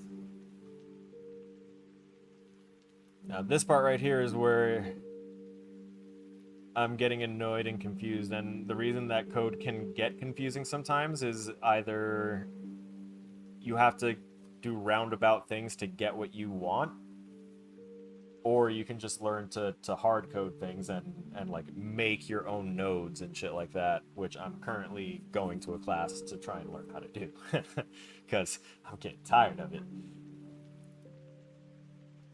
So we're going to try and spawn this.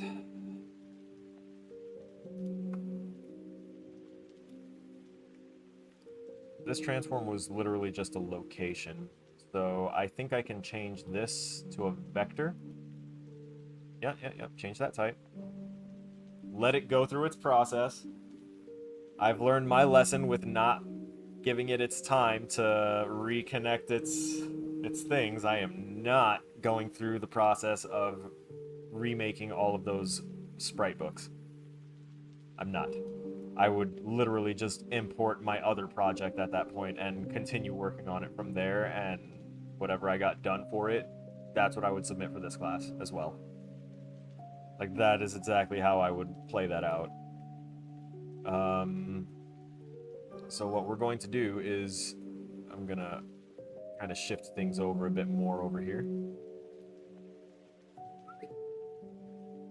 Extendo the hurt box, because we are going to take this transform that we know is exactly the distance that we want in local relation to our character that we want that thing to appear at, and we're going to go to return value location for our player character, and we're going to add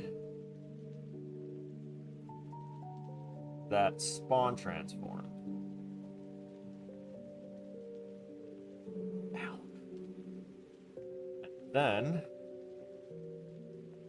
the other stuff should be... Oh, now you let me split that struct. Oh, that's so crazy. Oh, all right. All right. That thing was being so obstinate. It did not want to split itself open for you, boy. It made me try and put in work.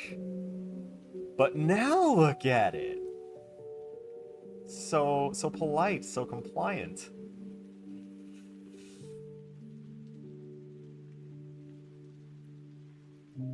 We're gonna make a transform. I don't want this thing being that large. It bothers me. So make transform. It already knows that's going to be the location. We'll pop in the rotation and the scale, which we know are not going to be very much different.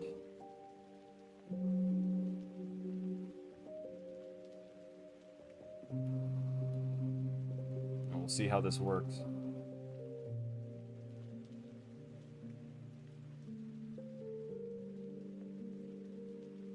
Next up.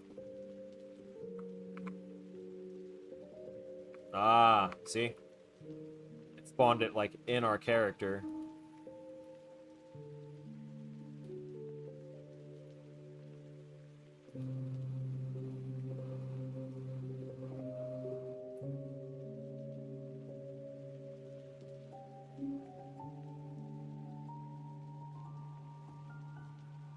It's crazy.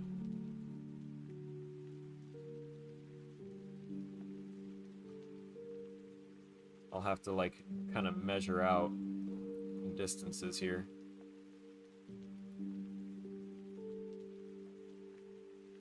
Our player also already has a thing.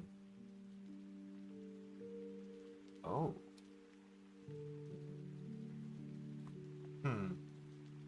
Is there a detached child thing?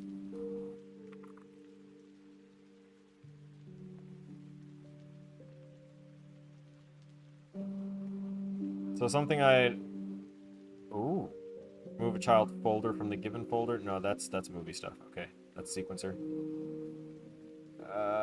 Nope. They don't have that option. So in Unity, there is something that I've taken to doing whenever I'm making a prefab, or in what would be a blueprint in Unreal. So what I've been doing is whenever I need reference objects or anything like that, that need their the world transform, because other things are going to be finicky and picky about the transition between relative transformation and world transformation. What I've started doing is just going ahead and detaching them from the prefab afterwards. Not detaching it from the prefab, but kind of detaching it from the parent, so technically it drops off and becomes its own like its own main object instead of being attached to another one. And then it's given its own world transform instead of being, you know, treated like it's only a certain distance from its parent. I was trying to find a way to do that here, but apparently they don't want to let me, so I need to find the actual world transform of where the spawns are.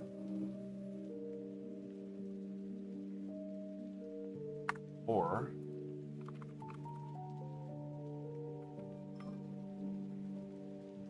I can get the relative transformation.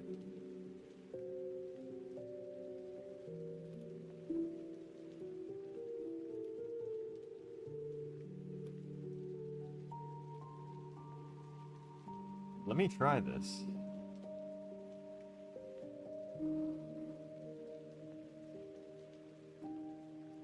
I'm gonna set this box to no collision that we still have attached to our character. And just kind of have it there as a reference point. To go ahead and get the relative transform and feed it to the spawn actor. Let's see if that works.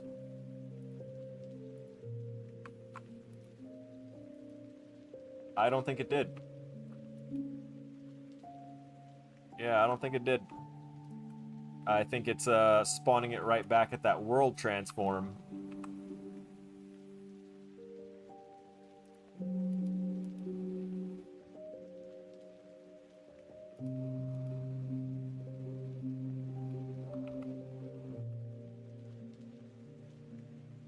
Ah, you're saying because I paused the game, I can't just look in regular editor?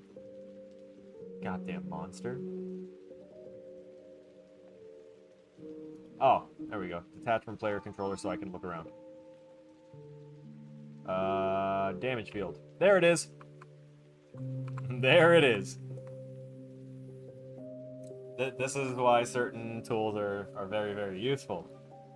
I could have put a breakpoint in and made it stop itself, but I just kind of get annoyed about it. I need to clear out some of these. Clear that out. Thank you for bringing me my groceries. Alright.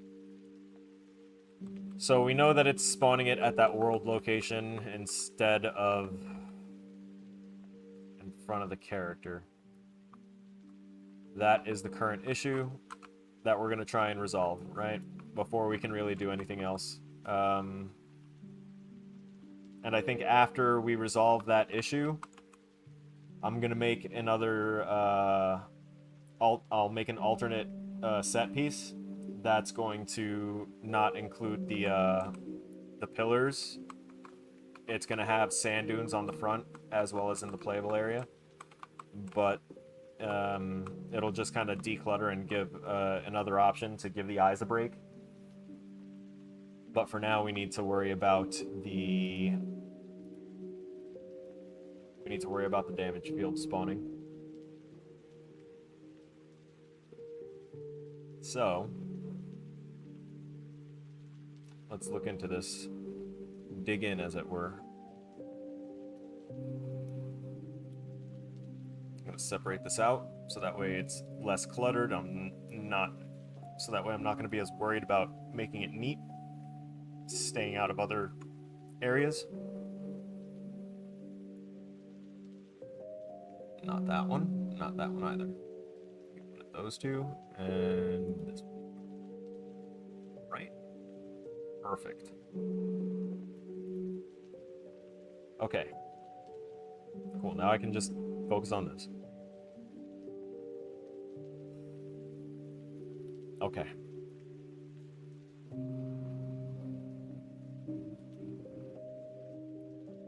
So, I think it's actually going to be an easy fix. We'll get its world transform. We'll feed that in.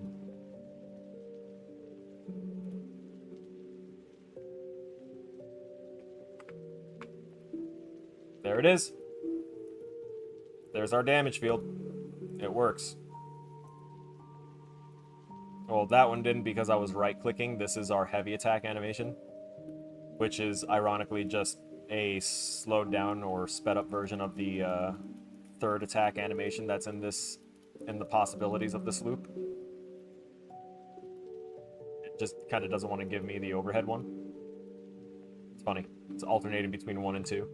I'm going to be making a far better attack, like, chain system for my combat class. But for now, this works for this, and now I can copy that bit over. I can get rid of the cube that's on there, so that way it's no longer a huge, large, visible thing. And we can get rid of the comment around it. Scoot this stuff together a bit, and pat ourselves on the back. We just made a rudimentary little combat system. Not too much patting on the back, though.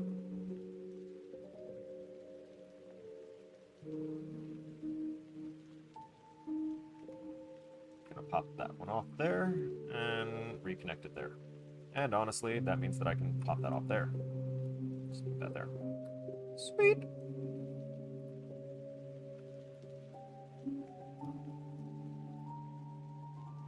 Okay, okay, okay. The other ones are all good. We can scoot this over just a little bit. And these with it. Get rid of that box and supplement these in right there.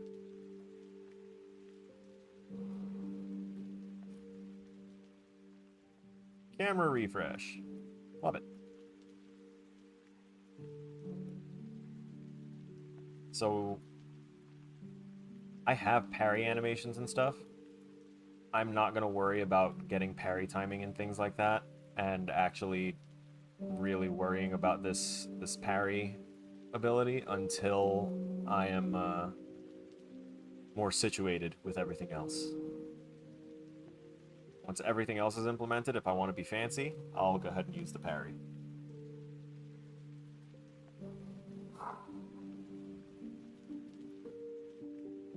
Damage field functional, or rather generating. It's generating. We don't know if it's functional yet because we don't have anything to damage yet. So we will have to put some code on that damage field here in a moment.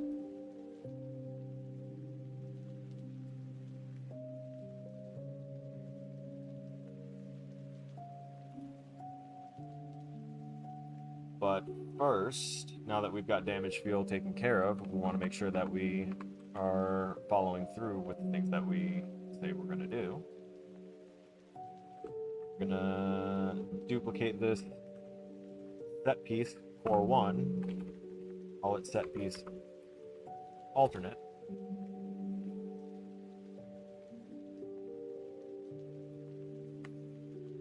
I'm going to drink some water.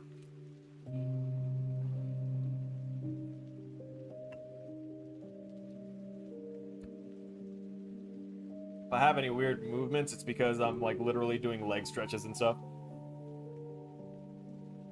For those that don't know, I got out of the military on a medical discharge because Korea tried to take my knees. And when Korea failed to take my knees completely, Germany finished the job. So, and by that I mean, like, by the time I got out, I was limping everywhere. Like, I could start the day normal, but like after any amount of actual movement and like rubbing, it felt like my knee, and by rubbing I mean like my knee bending at all, it felt like something was grinding against the back of my kneecap, like something sharp beneath the flesh and beneath the kneecap, just scraping the inside. And it would get more excruciating the more I would be active. So it was bad. And then after I got out and got discharged for it, when they did the surgery to just check out, like they just did an exploratory surgery to figure out what was going on, because they wouldn't do it while I was active duty for some reason. They did it at the VA, and they found out that most of the tissue around my kneecap was scar tissue. And they were like, it looks like someone did a really, really horrible botched surgery on your knee at some point. Has that ever happened? And no, it's never happened like that. Nothing like that has happened. So just all the wear and tear of my active service destroyed the tissue around my knees. That's crazy. So they went ahead and scraped out the scar tissue with another surgical procedure, and after about 4 months I was able to, not be in excruciating pain when walking. And I still have some times where, like, the muscles in my left leg will kind of freak out. I call those my bad leg days. Had one a few days ago, but I'm good now. I went and did a 2-mile run yesterday just to try and keep some fitness going. This is the alternate set piece. We don't need to change anything in the code, but we do want to change appearance. So what I'm going to do here is we're going to grab up another background.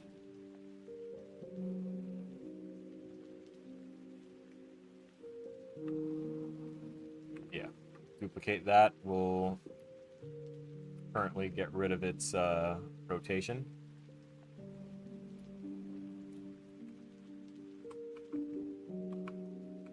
And let's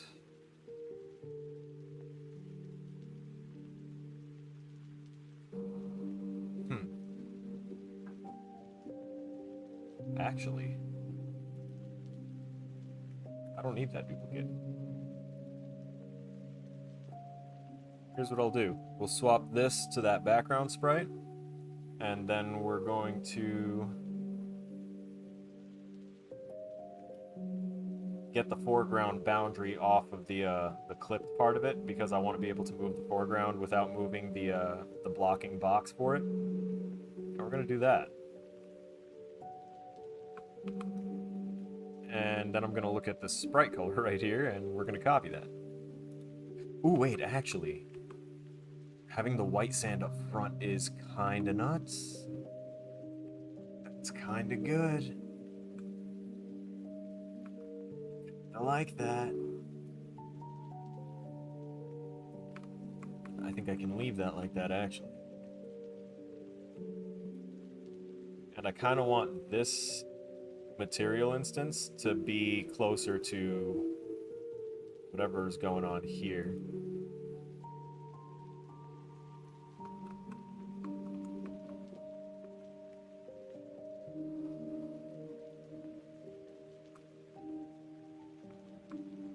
I think on this alternate one I can get actually almost completely get rid of this. I need to detach the ground cube. And now we can get rid of that whole piece. Oh, did it leave the pillar colliders? It did. That's crazy. Get rid of those. Still leave the city in the back.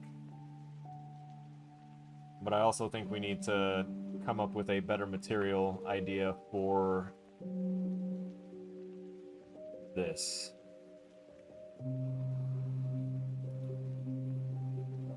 So why don't we go and check out this? Because from this texture, we can actually create a material.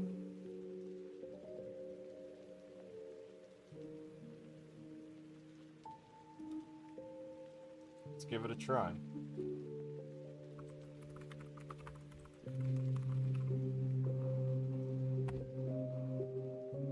I'm going to drop that into my materials folder, just to keep things kind of sorted.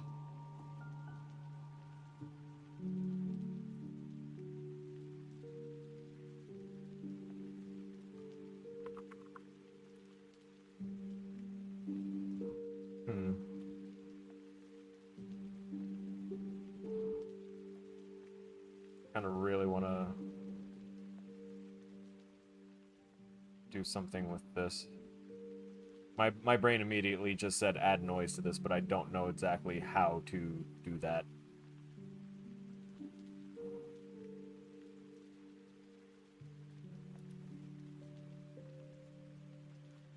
So, let's see. Ooh, wild.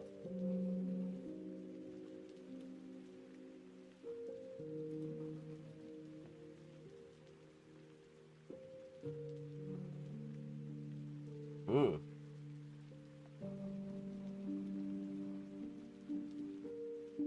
Okay. Let's turn that into a parameter, just so that way I know how I can mess with it.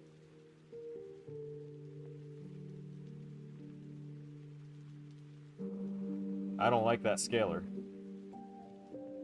Let's see if just this default value will change anything.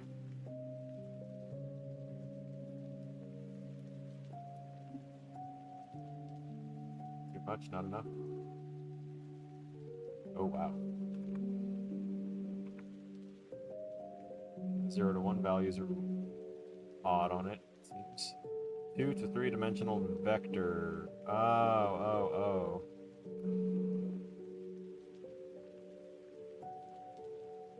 Not quite sure how to, so we're not going to. We'll leave it as is, and I'll work on how to darken it up or something.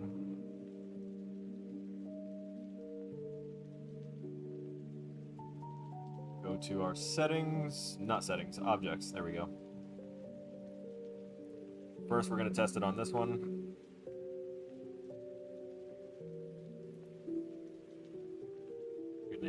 What was this? Sand. Let me type sand. Cool.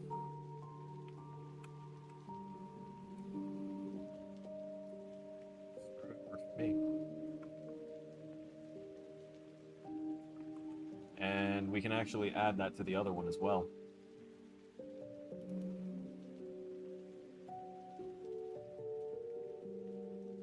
Cube. Cuber. Sand. I have other, like, actual much better sand materials, but with me using the sand dunes in the back, I don't want the dunes in the back to be like the cool 2D textured effect and then like the foreground one's super realistic.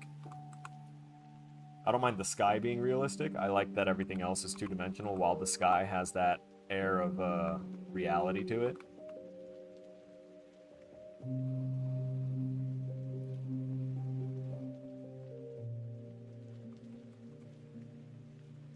Alright, cool. We'll have to create some pieces that, or some blueprint objects that are going to be like platforms and some that'll be traps. So that will be a thing. But for now, I'm thinking I want to sub out that one with... Oh, I still had a core piece selected. Whoops. We'll replace it with a set piece alternative.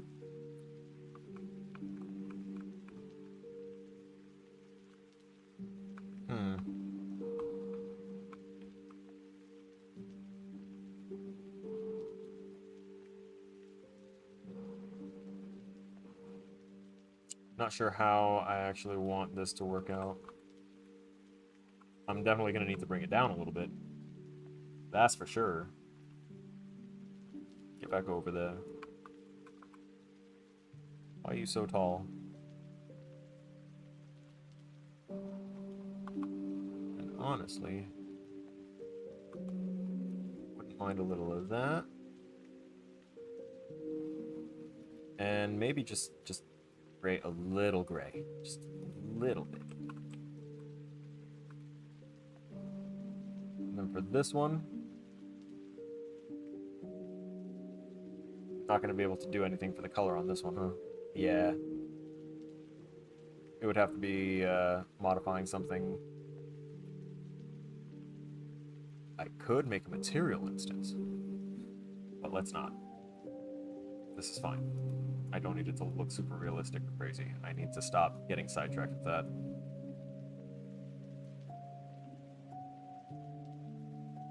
I encircled these. We need to go ahead and make sure that we label this as combat logic.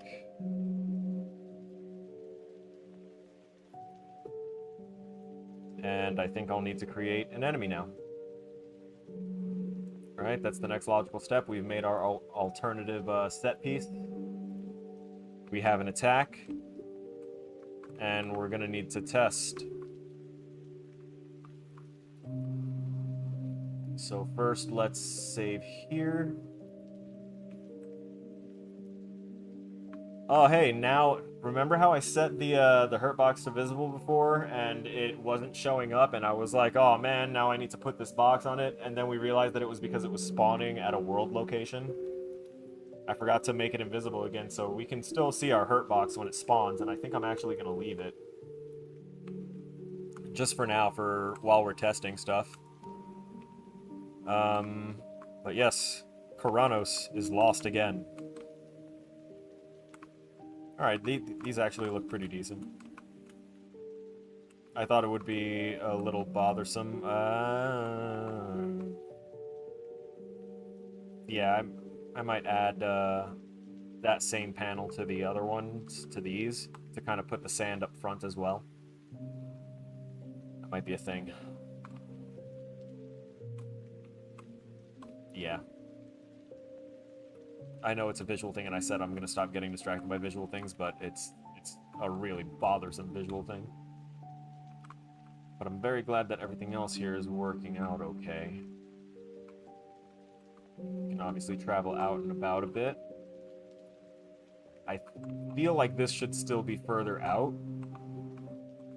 and I might do that. I think for both of them. Because it looks a little further away when we have the other parallaxing things in front, but without it, it looks like we're far closer. So I think I'm going to actually move those to behind the first set of dunes for both of the set pieces.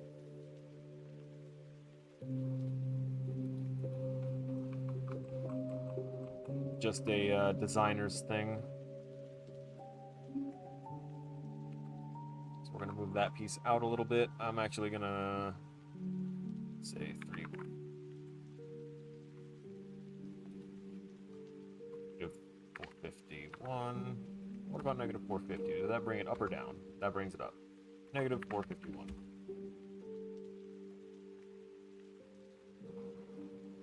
And with the slight rotation, yeah, it'll be fine. And let's see what -3 looks like.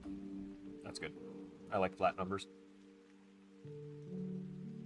Copy all properties in category. And now we go to set piece 4. And we're going to go ahead and add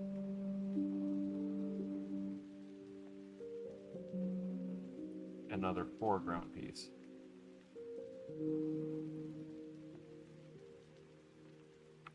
Foreground sand. Sprite. Paste all properties. Alright, that's got most of it in a good way. And I can kind of drop this down a bit, so as not to completely destroy the effect.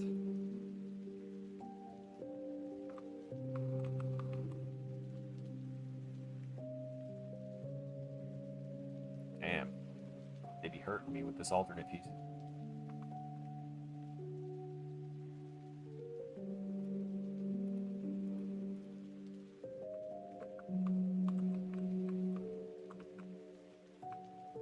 I actually like that height. It kind of looks like it's giving it a little bit more flow. Alright, now for the background. Distant background. I'm going to drop the boundary. I'm actually going to put this in the distant background.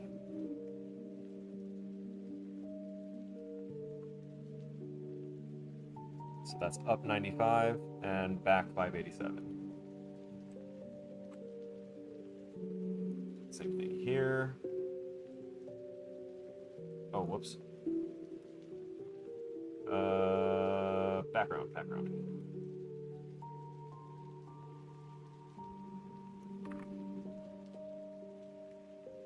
Or -587. 95.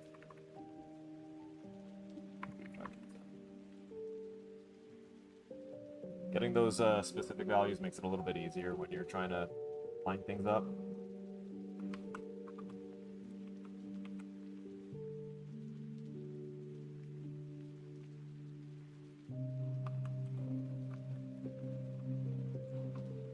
I can deal with this So long as I, create the rest of the side so that way we don't break the immersion once we hit the edges of the map. Yeah. And obviously this isn't the whole map. This is still just a little test spot. But,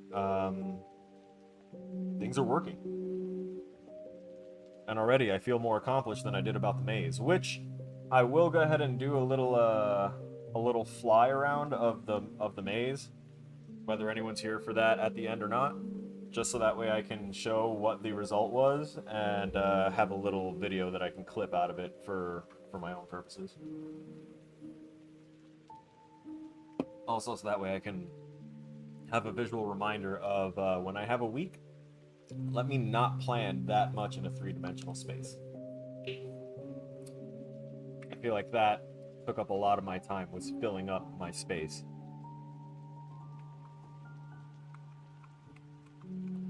And that's why I've been doing a lot of 2D work lately. Also, this the sprite back here is really, really, like, brightened. It's because they're lit sprites, I forgot about that. What if I make them unlit?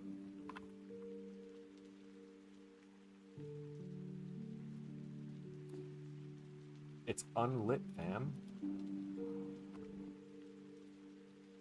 Oh, you're gonna make... Oh, jeez. Okay. Masked, unlit sprite material. Do you retain your color? No. Why not?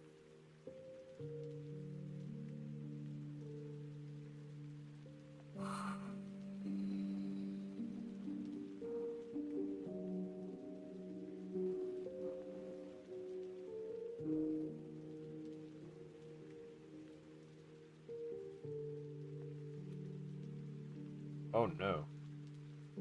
Definitely the mask. Yep, it's just not right. Shame.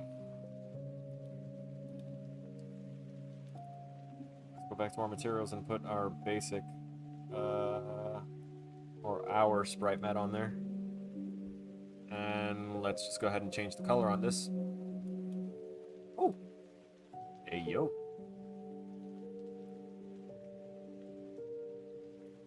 There we go. Some micro adjustments make things a little bit more robust. And I think if we drop that first sand dune down a little bit,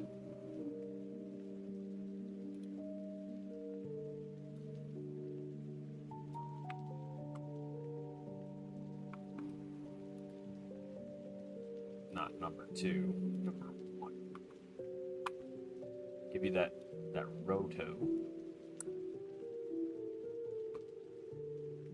Bring you down just a little.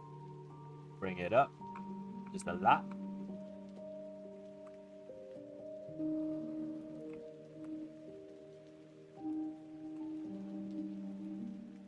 There we go. And I want to go ahead and copy form for this one.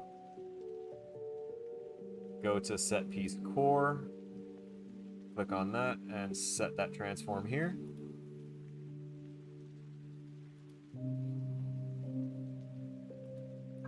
Same with this front one, right? We change this one. Copy that over. All for the continuity.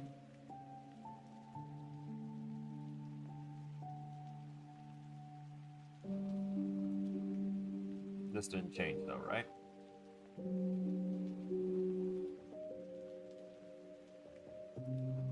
Yeah, no change there. It's not using flat values, which, we all now know bugs the hell out of me, but it'll be fine. It'll be fine. I think we also want to tint the middle right here a little bit.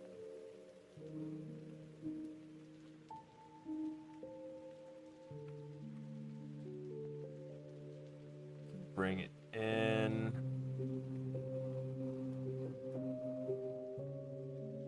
Right around there. Forgot about this background sprite as well, also needing that that touch up that we're gonna grab directly from this one, since it's a shared thing.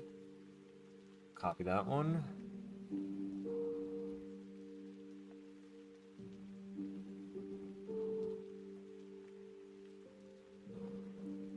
Is that what I put on the other one? Oops. I did. Oh well. We'll paste that value in there so that way it's the same. Wonderful. Wonderful, wonderful. And I think that about does it for environmental. Yeah. Yeah, that'll flow. Sure. Alright, next is trying to come up with an enemy. Luckily, I already have the enemy sprites and everything taken care of, even after my little issue with changing the name of something, breaking all of my references. I went ahead and remade those because I knew that I would absolutely still need my enemies and need them to be functional. So we have them. So now I need to go ahead and create a new blueprint. Drop it here in characters and say blueprint class. Not a character though. Delete. Pawn. And this is going to be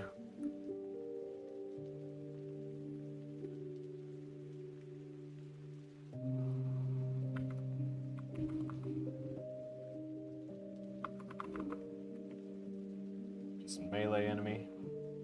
Don't need to go into anything fancy. Haven't come up with a name for the enemies yet specifically. Still building story in my head, which is again the reason why I have troubles with doing things the way that they want in some of these classes, because they want us to have like well thought out concepted stuff before we start building, and I just don't build that way. It never works out for me. So I just start building until it interests my mind enough to latch on with its supercomputer speed and put it to actual use for something that will benefit me. Got this. We're going to add a paper sprite or a paper flip book, and this is going to be enemy sprite book, and we're going to give it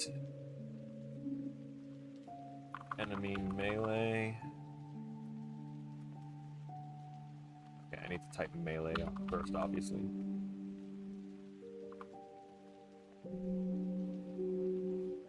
Idle melee enemy. There he is. Oh god, too fast. That's the guy. Yeah, you're the same way? Yeah, there's a lot of people that, or at least a lot of people that I've encountered that can't, like, really concept something out so well if they don't have any kind of something in their head. And a lot of people say, go make a mood board, go do this and that, but for me, it's not about finding other things that are similar to an idea I already have. It's about having the idea at all. So when all I have to run off of is a genre, I find that I have a harder time piecing something together, because I'm like, okay, a genre is very vague. I can do anything within any genre. And I know that I can find a way to do that. But I need to have something that interests my brain.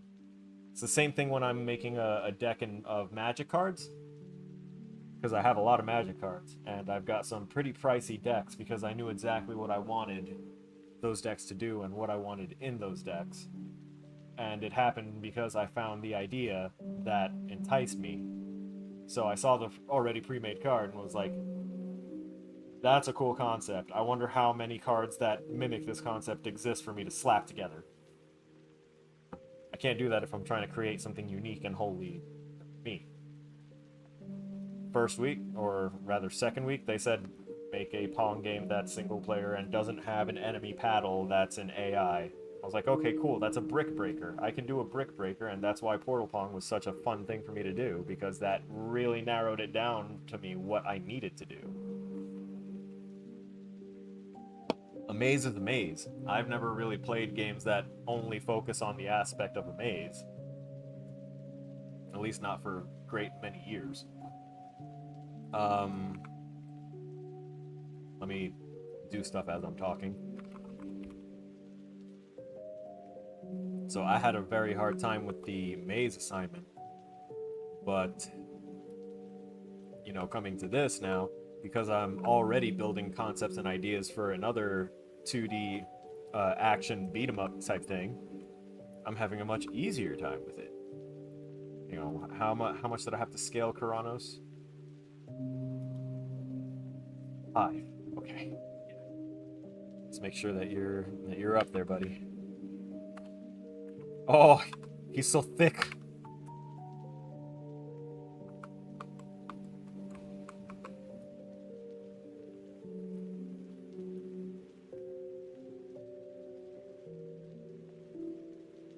Damn, they really gave me the itty bitty baby capsule.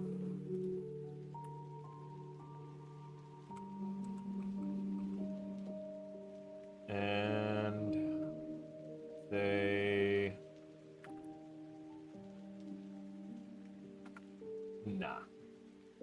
Nah, that's too thick for him. Not 15. There you go. 25. 25's good. I think I can actually reduce this to about 80. 75. 75's good. Okay. Capsule. Enemy sprite. I need to tag the overall thing. Tag. Enemy. Congratulations. Auto-possess AI will be if it's placed in the world with the AI controller class. Yep, that's fine. I can also just override the input component class and put my own AI controller in.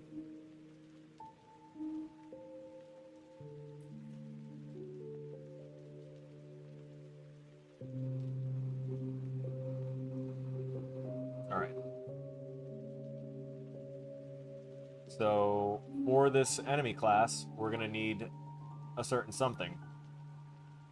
We have created a damageable interface.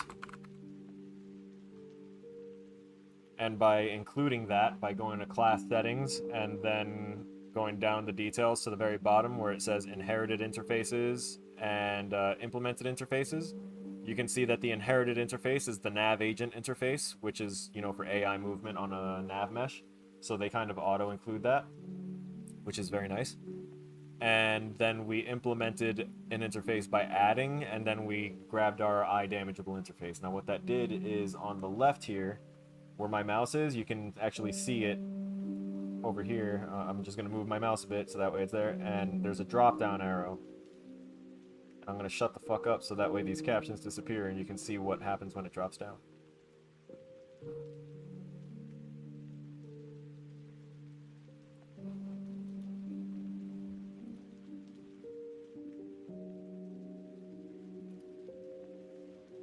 Alright, that's enough silence. So, this has 3 states for us. 3, not functions, but kind of functions, I guess.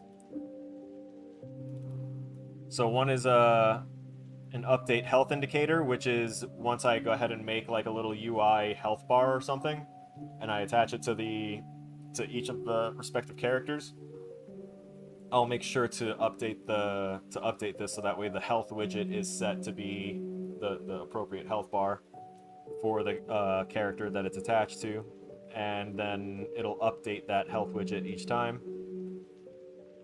Set health stats is going to be where we set our max health equal to current health, and event take damage is obviously, you know, going to take damage. So let's go ahead and say we need to create the variables for current health, which is going to be a private float value. And then we go ahead and create another that we're going to name max health. And this is going to be a public value because we want to be able to tune our enemies. And step one here is going to be to make it so when we call event set health stats, we're going to set current health to be equal to our max health. And this should typically only be called during the start. So at the very start up here, event begin play, we'll just say set health stats. And that will just automatically current equals max. Let me actually get it from the right interface though. Set health stats. There you go. It should be blue so that way it has a reference to itself. The other one would have worked as well, but it would take its time trying to find the right damageable interface to talk to. So by selecting the one that the secondary one, let me see, set health, call function set health stats, or the other one is class idamageable set health stats. One gets it straight from the damageable interface. The other one gets it specifically from your interface on this thing. And next would be the take damage, which is callable from anywhere. So this is what we're going to do whenever our player damage box hits an enemy. It's going to go ahead and call this take damage function on our enemy. So we're going to set current health equal to current health minus damage received.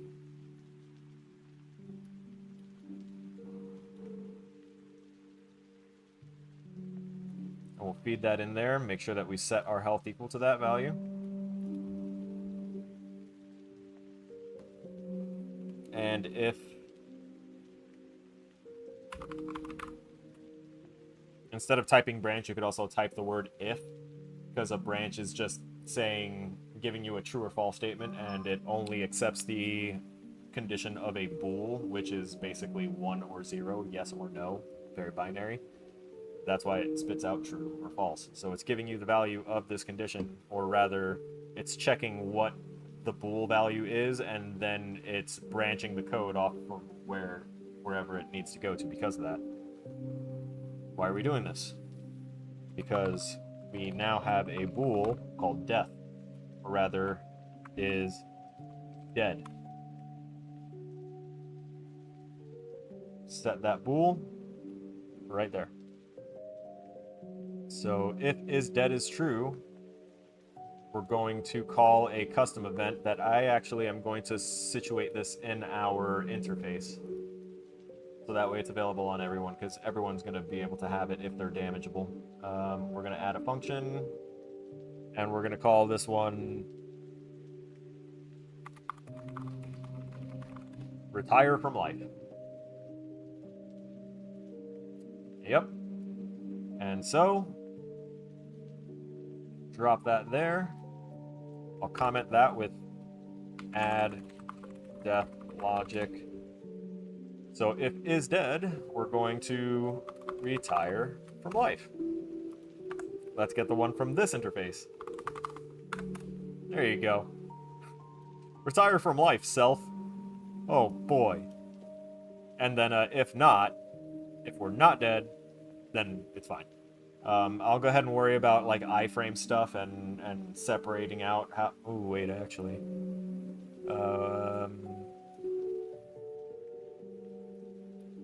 Yeah, let's go ahead and do this right now, because I just realized as the overlap is happening, it could cause several hits to go through. So I want to make sure that there's at least some stopping that. So we're going to institute a delay.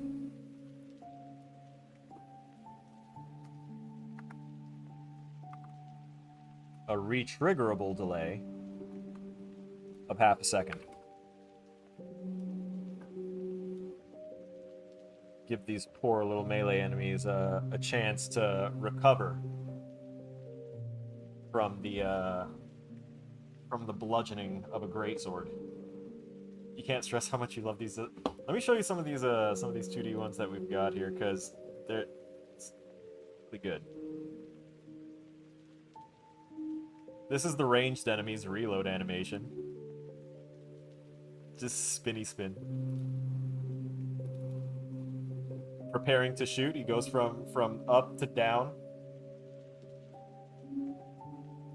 I know it looks very, very fast here, but I'm hoping that it looks better when everything is properly in motion. You got his little shoot command, and actually, I'm the little energy things that I used in Portal Pong. I don't know if you have gotten a chance to play it or not, but the space cannons, they fire an energy ball, and that is actually a sprite that I created for just various purposes. And all parts of that animation, including the charge up animation for firing those cannons, is my own sprite animations, which I actually enjoyed making, and really appreciate that they came out looking decently in game. And because of that, I have wanted to like do more with those sprites, so I might use it as the bullet that fires.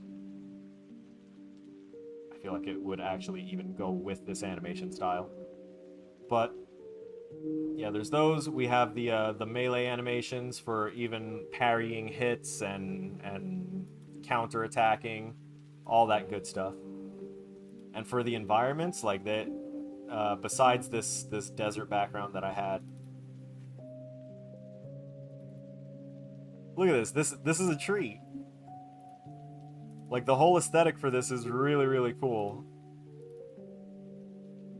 That's just a chopped down tree trunk. Oh yeah, they gave me the backgrounds, which is basically the trees without their Oh wait, these are actual background trees. Like they're supposed to be in the background. They're different than these. I just realized that. That's actually even better. These are rocks.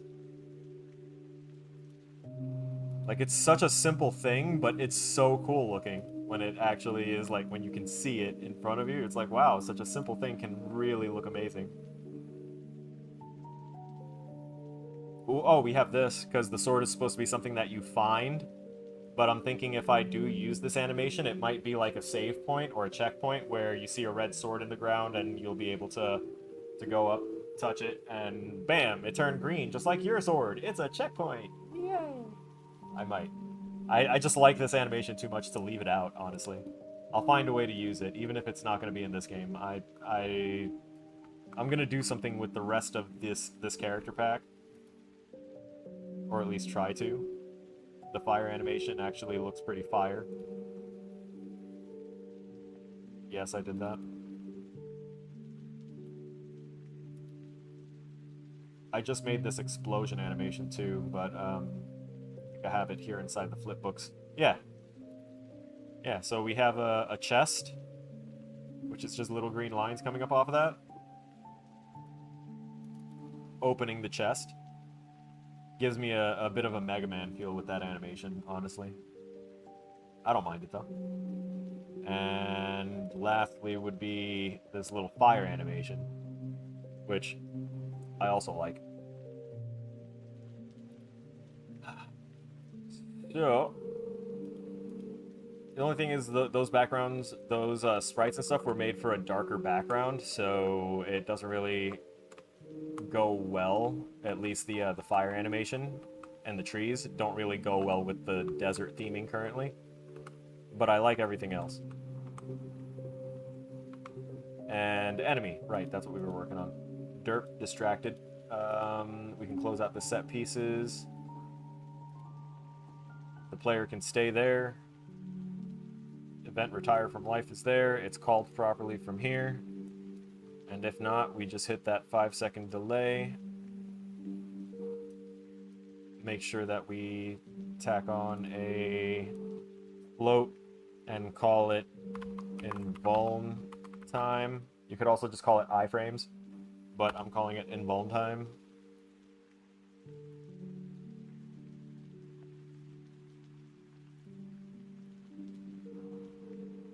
We'll make that a public so we can edit it if we want to. And at default, we're going to make it that 0.5 that we already had plugged in there. So this is how we're going to wind up testing our attacks and seeing if they're actually going to function and work. And it's going to be by making the enemy just be our punching bag until it's an effective punching bag.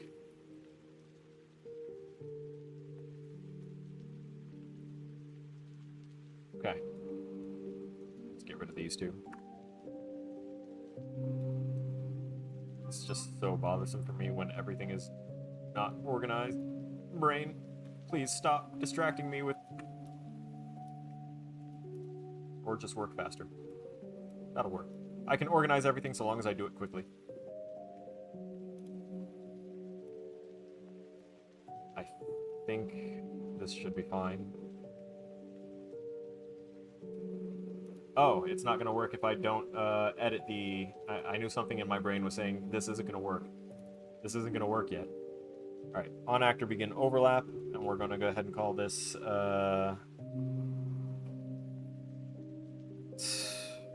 not call this.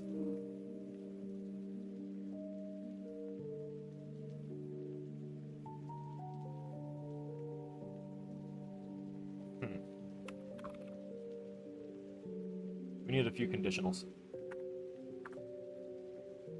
So first we want to check if actor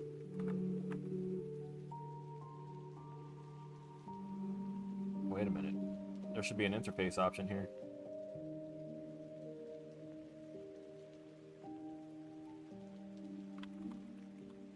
Get components by interface. No, no. Does object implement interface? Why, yes. That is the one that we want to know about. Go to iDamageable. So, the very first thing that our hurt box will do is check if whatever it's colliding with has the damageable interface. Is it possible to damage this thing? If it does, well then, what we do is we drag off of this other character node and we go to take damage.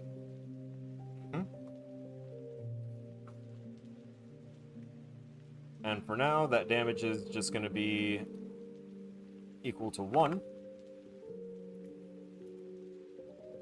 But I am going to wind up creating a damage variable at some point.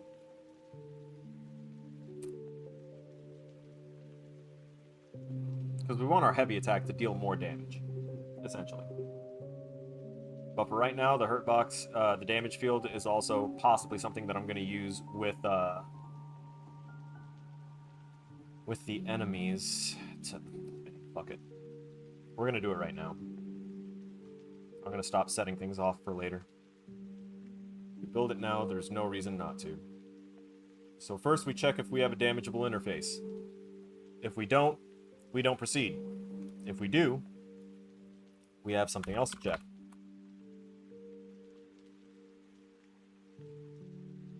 We have to check and see... Hang on. Where's the instigator option? Yep. Pawn responsible for damage and other gameplay events caused by this actor. Yes. That is what I want. Reference to self. Copy and paste that to each one of the... yeah, to just those two. I'm going to wind up having to do that over here as well. whenever I actually code the enemies to attack. But what I've just done is basically told it that whenever it spawns one of those damage fields, it's flagging that the damage field is going to, any events that trigger from that damage field are going to be attributed to the player as the responsible party, essentially. Let me see if Instigator even pops up here. Yep, get Instigator. There it is. Turns the Instigator for this actor, or null PTR if there is none. So we're going to get the Instigator.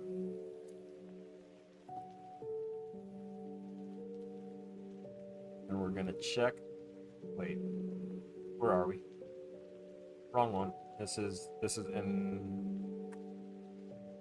wrong spot. Get Instigator. Instigator.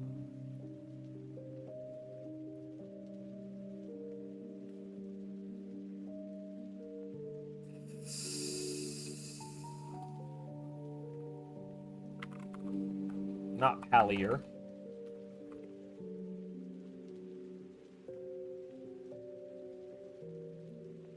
So we'll check to see if it's player controlled, and if it's not, then it's going to run logic for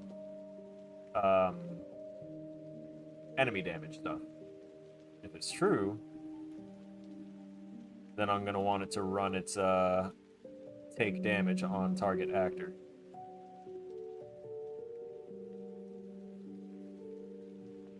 Okay.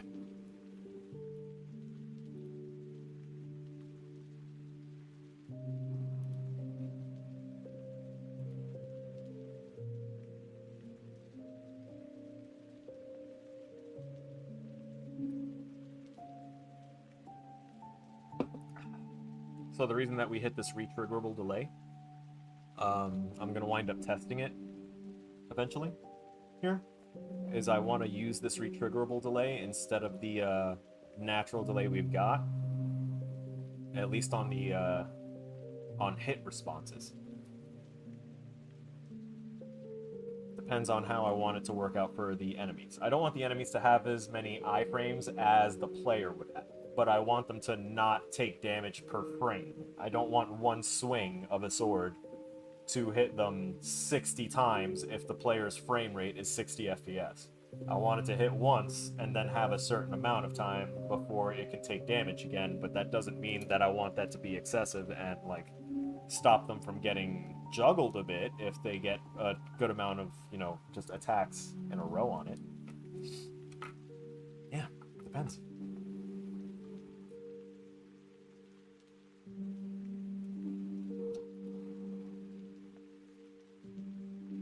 So I have those explained. I have this kind of taken care of. And I'll put alternate logic when it is reasonable to do so.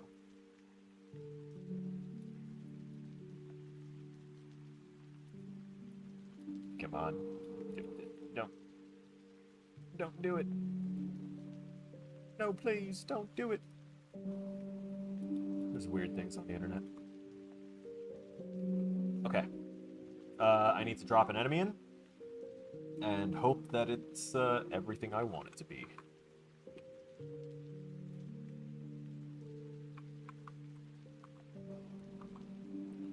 Look at that glitchy little guy.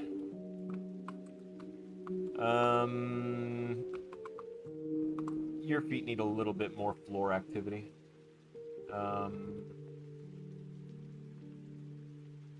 First, let's go to your sprite book. I'm gonna go ahead and make it so that way you should react to light.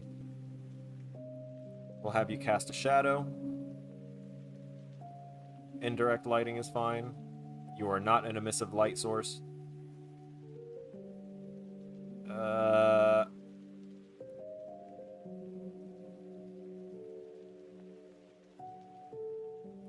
I'll take off static shadow.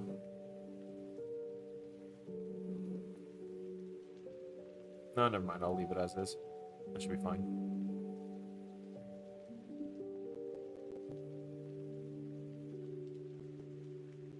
Ah. Interesting. I just found an option that I was looking for before.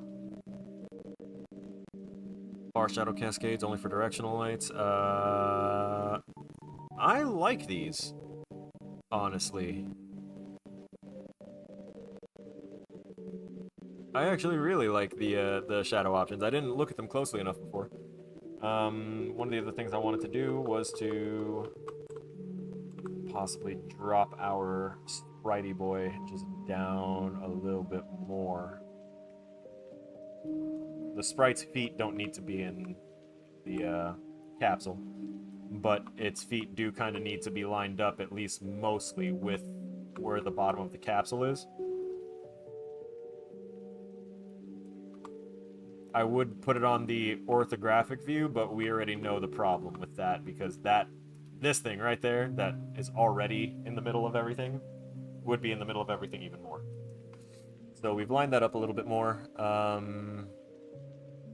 Honestly, these guys are basically designed the same, these melee characters, so I should easily be able to copy the damaging aspects and say that it's basically going to be a copy pasta for that one. The ranged enemies are probably going to be easy to code, but at the same time, just slightly different and annoying. I say everything's annoying, but sometimes I have fun with the annoying things.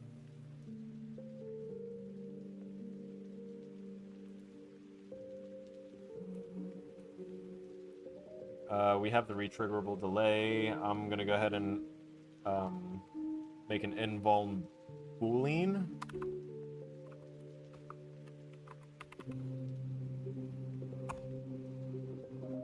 And a boolean is a true or false variable. I'm going to reorganize these to have my bools near the top, because I love my bools on top.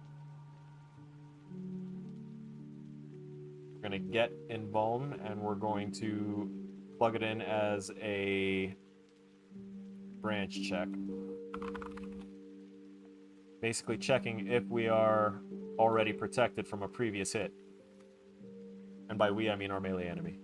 So it's something we'll do in ours as well for our player, but we check if they're already invulnerable, and if they aren't, that's when we deal damage by subtracting damage received from current health and setting that as the current health value. I think I can actually drag this under there. Under where? And move that over. Nice. Just a little bit lower. And then after we set that, we check to see if the enemy is still alive. And on tick, we're going to check if our current health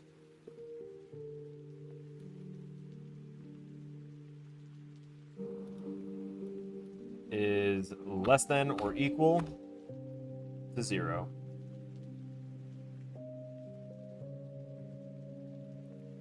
If it is,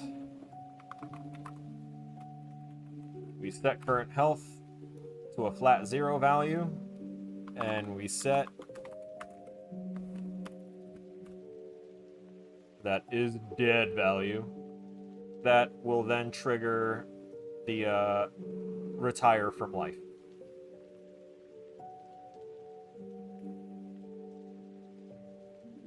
And if it's false, we just make sure that that is dead. Yeah, there you go.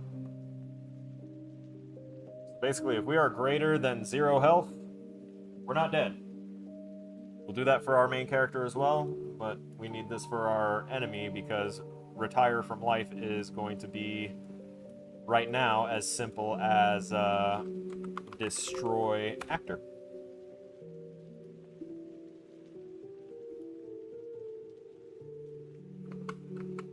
And I think maybe a print string to say ow.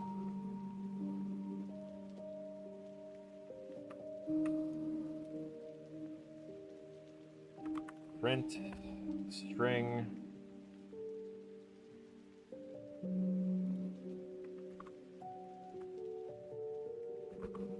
owie.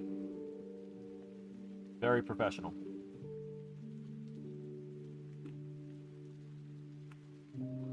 Hey, buddy. Hey, Already a problem! Already a problem! Howie! And he's gone! So the reason he died instantly is because I never set the max health to be anything. So it was just existing at 0 health. Somehow. It's funny. I'm gonna set him to 5 health.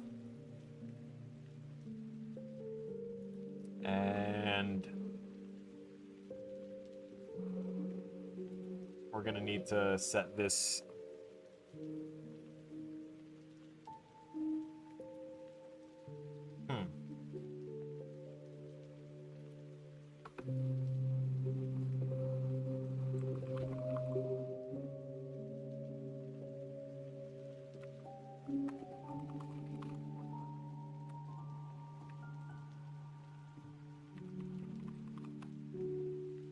There we go. We're gonna set this to block all dynamic. And character cannot step up on. So the player can't walk all over this guy.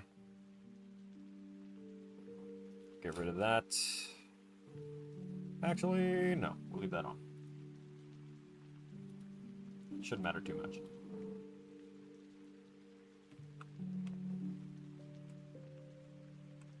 I'll have to change the color of our story text, considering the nature of our sandy background. There we go. Got some collision on him. Got a little heft to him. And then we can... Keep smacking the crap out of him. Hit him with that overhead. Hit him with another overhead. Ah! He's gone. I just realized, though, we've got a leftover box here. Do we? Yeah, we have 2 leftover boxes there. We have 2 damage fields that didn't destroy themselves.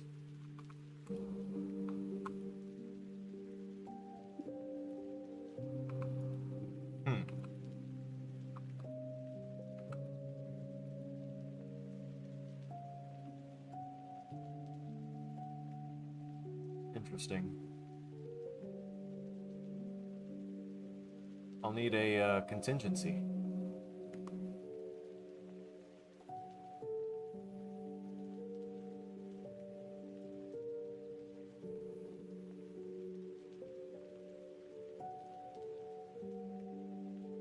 Okay.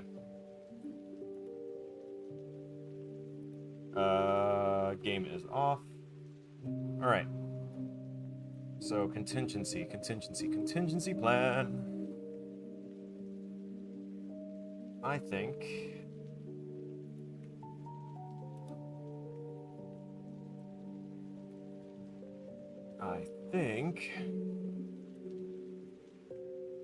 I can. I know I can. Reminds you of Dead Cells? I don't think I've played Dead Cells, actually.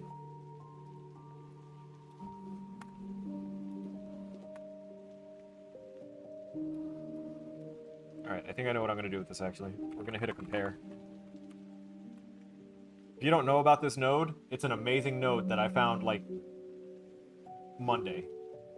If it wasn't Monday, it was Sunday of last week. Boom. Compare float. It's a macro, so it's basically almost the same as a function, but it's running a bunch of different things. So what this is doing is I'm setting it to on tick, compare the value of our current health against the number 0. So now we can set what happens when it is less than 0, when it is equal to 0, and when it is greater than 0. I highlighted them in the wrong order, but, you know. So from up here, if it's greater than 0, we set is dead to false. And down here, right underneath it, we can set these both to that. So now it's no longer an if-else checking kind of thing. Now it's, yeah, we're just going to set those values constantly based off of that. And now we need to come up with some sort of contingency for this, for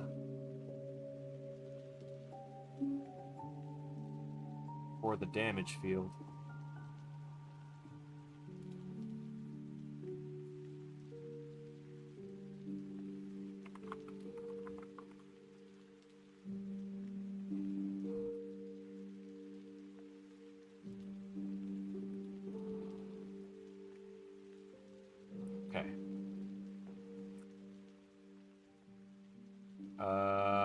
have a destroy setup, right? For destroy actor, yeah.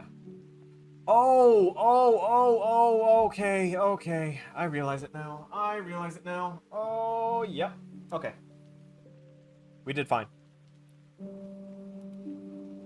We did fine, and we don't need to change the, do anything else that's crazy. The only thing that I forgot to do is I forgot to put the destroy actor onto our, heavy attack as well, and I did alternate my right click and left click, which means I spawned heavy attacks. And the reason that those things didn't disappear is because I never told the heavy attack option to destroy the damage field after it was done. Oh, I was coming up with a bunch of different things in my head trying to figure out what the hell to do about it.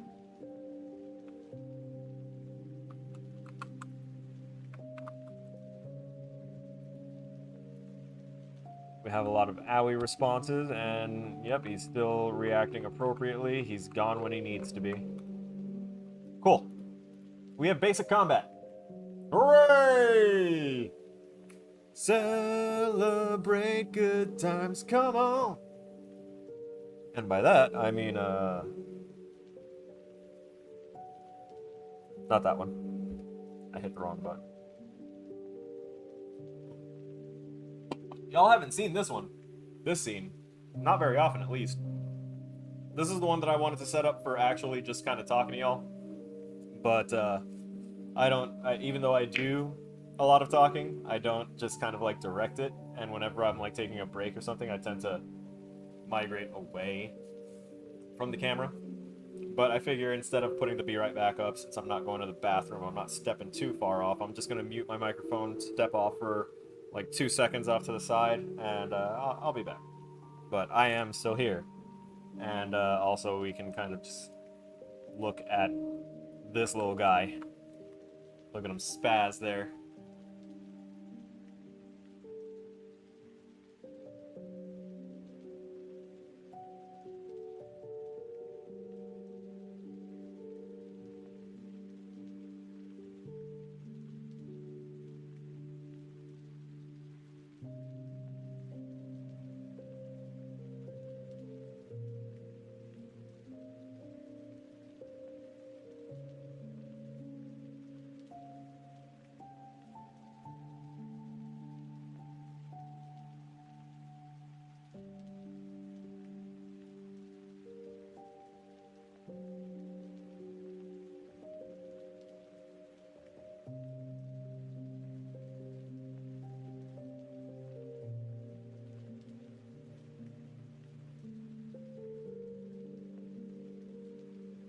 Now I'm gonna go to the bathroom.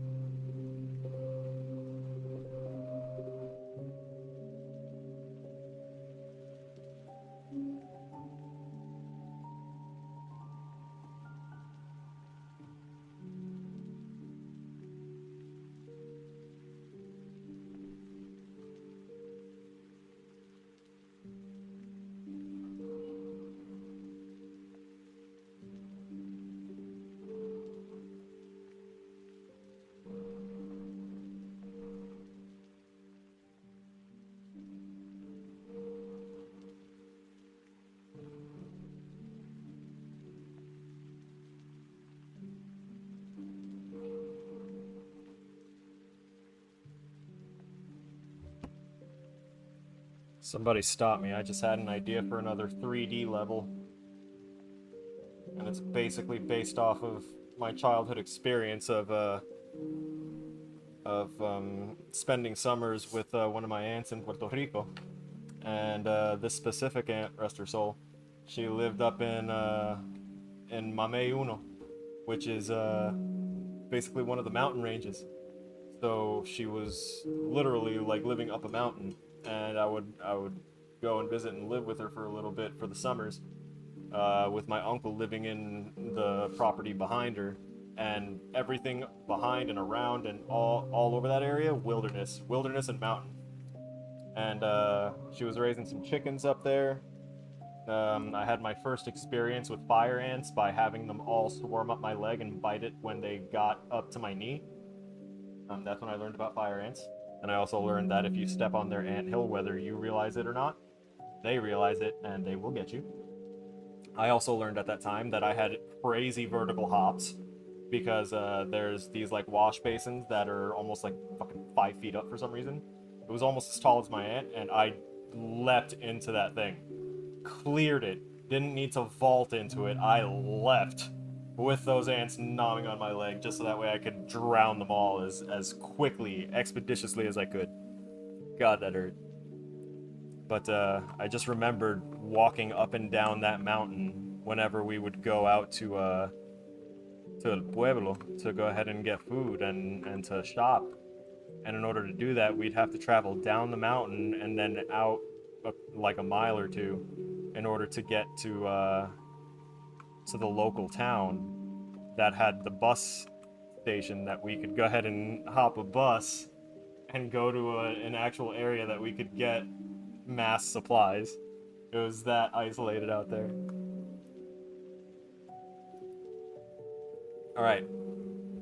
We have this guy getting hit. So I think now we can actually look into making... So we have player combat states, player movement states. It's time to go ahead and go to Blueprint. We right-clicked inside of our content browser area. We go to Blueprint, and you go to enumeration. Now, I personally love using enumerables. It makes things easier for me. If it doesn't for you, that's totally fine. Some people are more comfortable making like bool after bool after bool after bool after bool and just having a whole sea of red in their variable list. That tends to bug me. And though you can condense them into like an array of bools, you're still dealing with like all of those. So I tend to just kind of nitpick certain bools that I want to kind of simulate better flow control, but the rest I put into enumerable files like this. Because if we're saying is walking, is running, is jumping, is rolling, is anything like that as bools, those can all just be movement states. And that's exactly what I did. So the character can't be doing all these things at once. It's going to have a state, and then it's going to have certain things that trigger because of that state. That's how it works. You know, they can't actually run two things at once. A computer cannot do that. It just does things so quickly that it seems like it's doing that, you know? And by that, I don't mean that the computer can't actually do multiple things. Saying that, like, as code is running, as script is running, our enemy script is going to have to execute the script that it has. And everything is going to be doing its individual job. It can't do two things at the same time within that script that it's running. It can't just, like, dip off and run a bunch of things at the same exact time within the same script that it's running. It has to follow a linear path to each thing it's doing. Signal flow. Importante. And that's why they have the breakpoint thing. Even when you're scripting in like actual walls of text, you can put a breakpoint in, and then the game will just pause and bring you to that breakpoint, and it's kind of the same exact thing. You're following the flow of where everything went, and then you found where it went wrong, and now you can look around that general area to see where things are bad. I don't remember exactly what I was saying that brought me onto that, but another lecture done.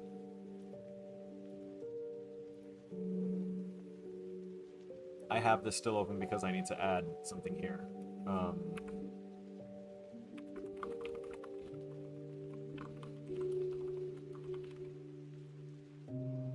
Pseudocode, very important. As you can see, my ADHD has done what it do. It's about 8, yeah, it's about 8. It's usually around when my meds wear off. If I haven't re-upped them at like 6 for some arbitrary reason, if I feel like if it's Tuesday night and I have still so much more to do, yeah, I'll take a little small booster dose of my meds so that way I can keep focus. But generally right around now is why I say that we end around 8:30, 9 o'clock, sometimes between 9 and 10 if I'm feeling spicy. But I still need to eat and continue, so we'll be done within an hour. Pseudocode is already there.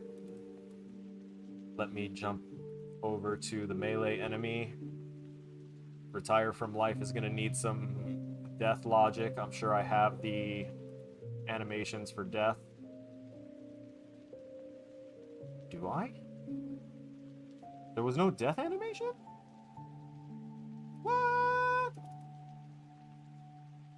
Stun, run, turn. Yeah, they didn't give us a death animation. Alright, I think I'll just, make one.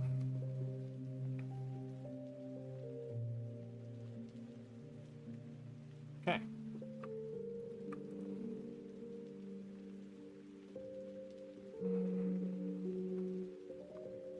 Death underscore melee enemy. And we're going to kind of customize, make a death animation.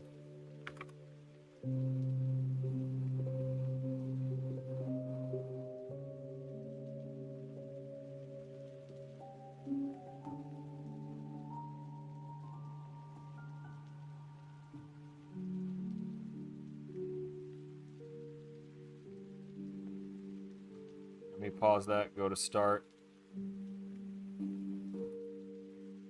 That's all it does. Okay.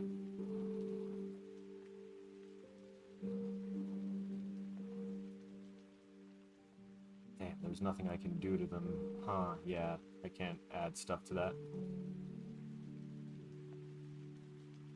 I can modify the sprite color as it's dying. Got it. So let me play this at this speed again. I think that'll be fine, actually. Setting it at...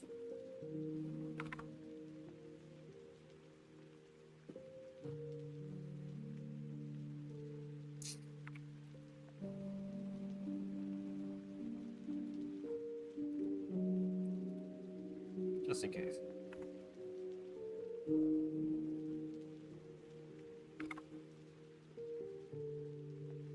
Yeah, 2 frames per second actually works better for it in my opinion, because I can just go ahead and make the sprite, tint the sprite a certain color.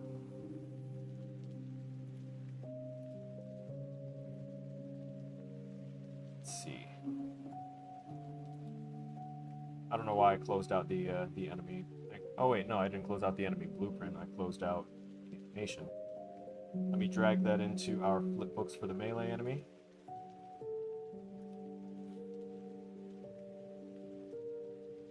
Okay.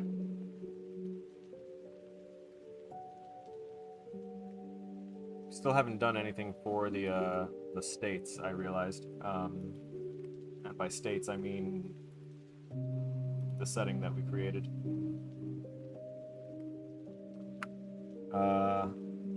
Melee enemy state.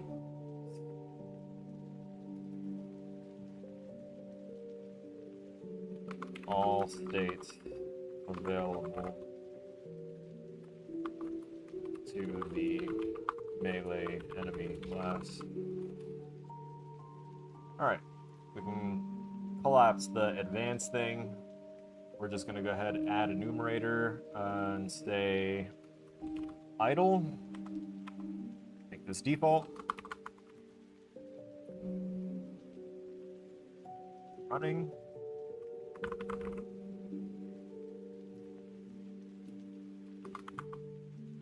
Enemy default movement.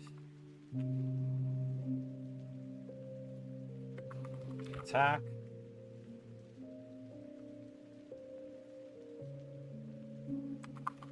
Default attack. Let's see what else I had. So we have, yep, melee enemy. So we have the attack, we have them getting hit, we have the idle. Not gonna worry about the parry right now. It is a state that it can have though, so I will still add it. There's the run. The stun is a response to parry. I think I'm gonna leave those two out for now, actually.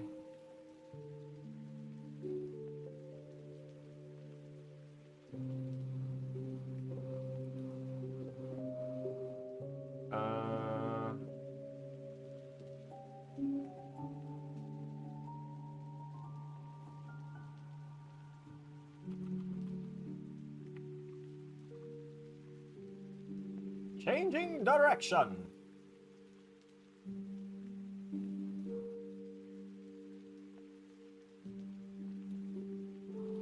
Actually, I don't think I even want that one. Oh wait, no, that's actually good.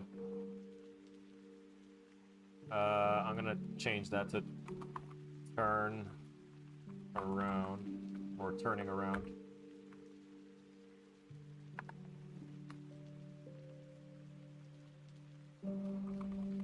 Stationary. About face. And I think that covers the primary ones. Did I slap hit in there? Talk shit, get hit.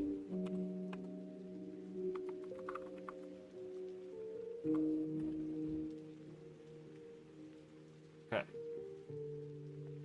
And of course.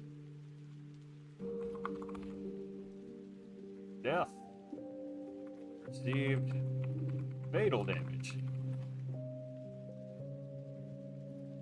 We save that out, and now we've got something that we can use to kind of provide basic control of our animations. So we'll create a function, and in this function, I'm going to say,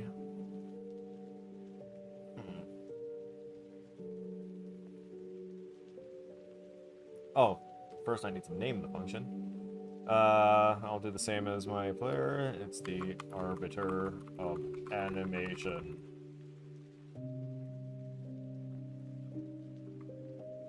I feel uncomfortable spacing the shit out and typing normally, actually.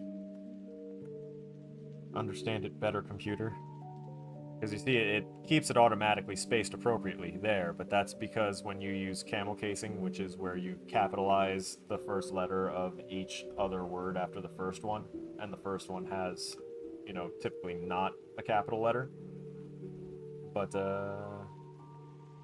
some cases you kind of have to put a capital letter because they won't let you name things. It's particular code nuance, let's say. But we have Arbiter of Animation, and what we're going to do with this Arbiter of Animation is we're going to start up a switch.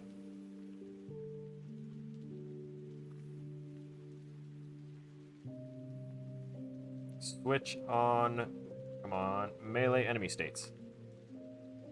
And we want to create a variable in our main enemy here that is going to say current state.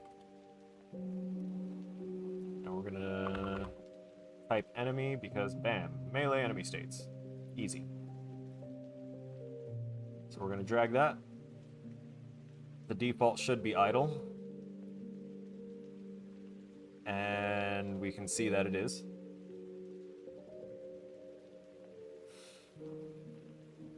And over in our event graph, we're going to want to set up certain things, such as for death logic. Get rid of that.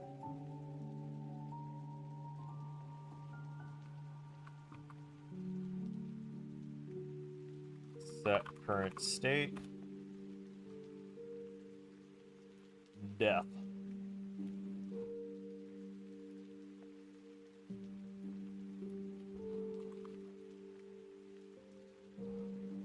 We put a delay. with the destroy, and we're going to want to set the duration of that delay to the time of, you know, of the death animation.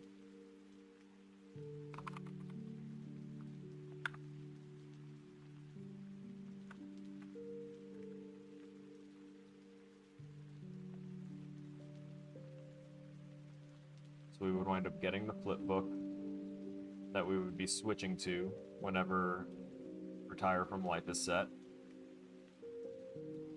And that flip book should automatically be made to be, at least in the arbiter, we'll set that. Death. The current state. Oh wait, no, it has to be that in order to get there. This is where I should be putting the logic.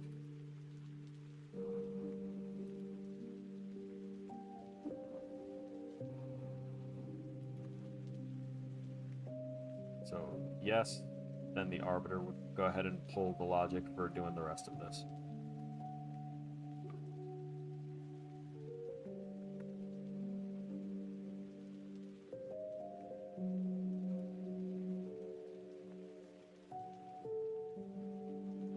So we're going to set flipbook, and we're just going to kind of drag this out and down a bit, but we're going to leave this in the general area because we're going to drag off of this for almost all of these. New flipbook. We're going to type in death underscore melee enemy right there. Cool. So we set the flipbook.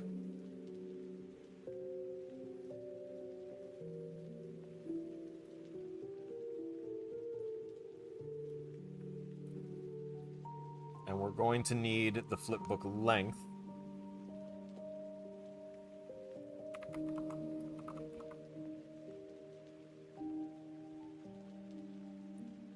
There we go.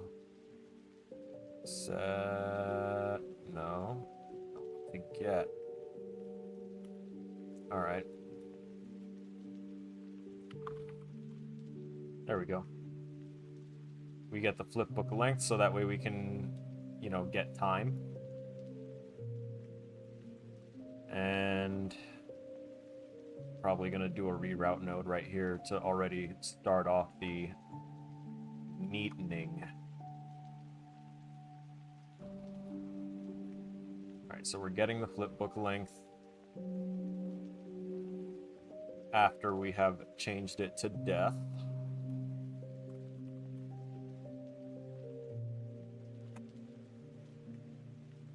Wrong delay.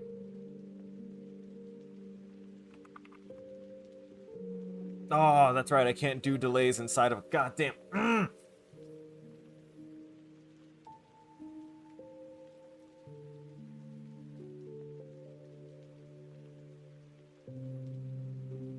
Death will happen separately.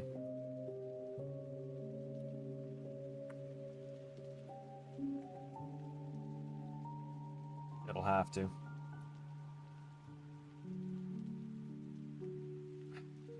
Oh no. I'm not going to be able to do it inside of a nice contained function. I need to do timing for a bunch of stuff. I hate this. Alright. Hey, yo, too much. Too much. Too much. We don't hate it that much. Alright. Set this up over here. We'll attach it to the tick. We'll delete the arbiter. Goodbye, arbiter of animation. You were such a good idea. Once upon a time. Okay.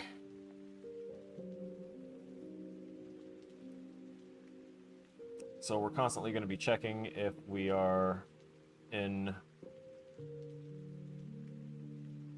a particular state whenever we are not dead. When we are, we will... Wait, that's right, I don't need this anymore. Sorry. Brain is hitting that point really hard. Um, I was setting that, and then I was trying to get a delay. Not retriggerable delay, just a nice regular delay for the length of the flipbook. But we're also going to set the sprite color.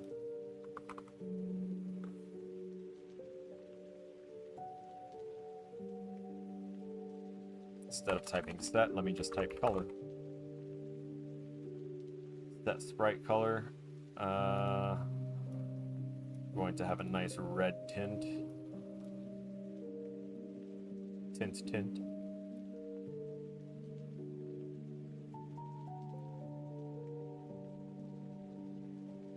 Add that reroute there so I can drop it here. Bro, stop being so clingy. There you go. Space it out. Okay. After that delay is complete, then we destroy.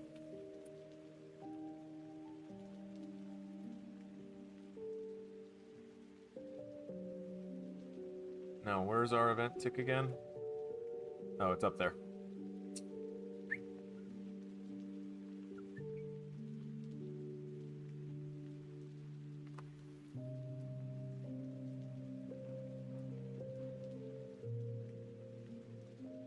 Scoot these over. Put this up above. That's complete and good.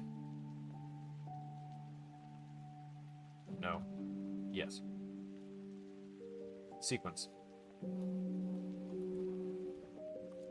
For organization purposes.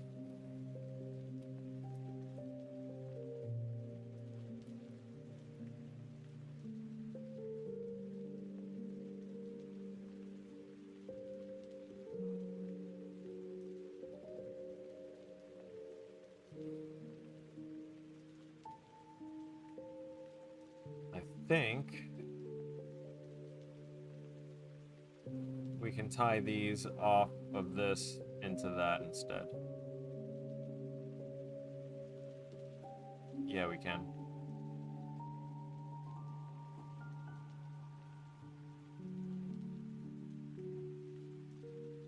Here's how I'm gonna do that. We're gonna drop this off. Because I generally don't like having very many things attached to event tick, because that's running everything every frame. I don't feel comfortable doing that all the time.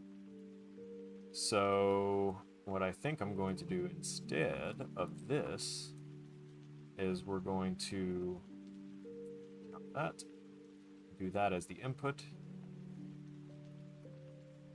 drop the owie, scoot these over. We're still doing the proper comparisons. We're doing it right after taking damage. And we are not using that branch. Because if we're not dead, we're doing our retriggerable delay on the invulnerability time.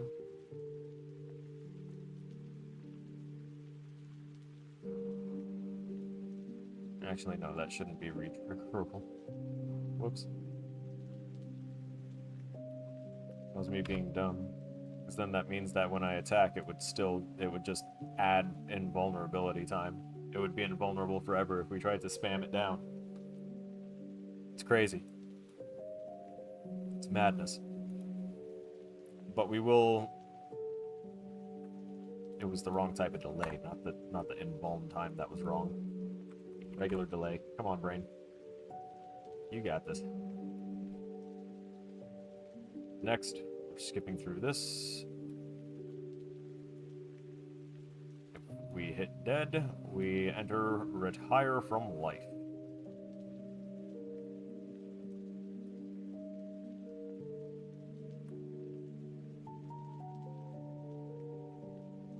Which, honestly, we can kind of get rid of it, but whatever. I'm leaving it there. Now this will only check if the enemy is dead after taking damage instead of checking it every frame. And now that means that we can use tick to run our sprite book changing logic.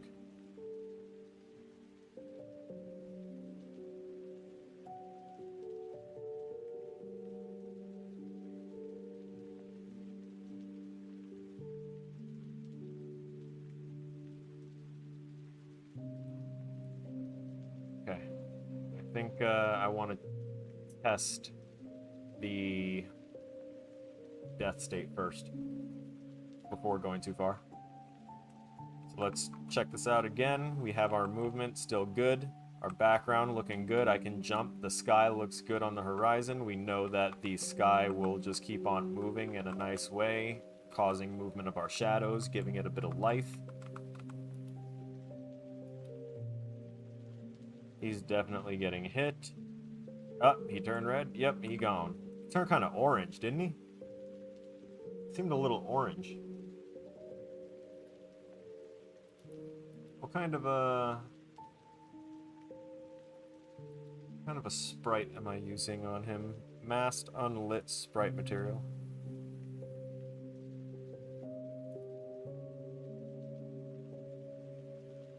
What's on our player? Yeah, masked unlit. What about masked lit? That's right, I have to actually go to the darn area. How about we do it this menu, though?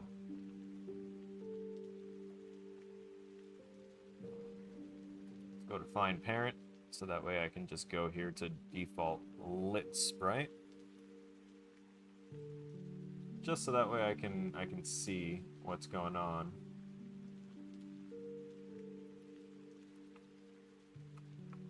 Ooh.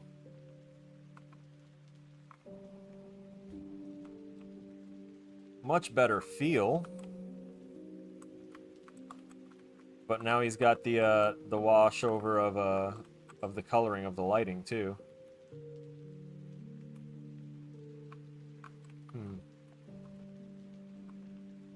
Very interesting though. I don't think I'm mad about it.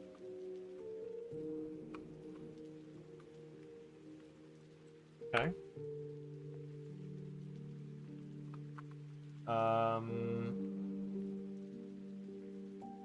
Death animation worked.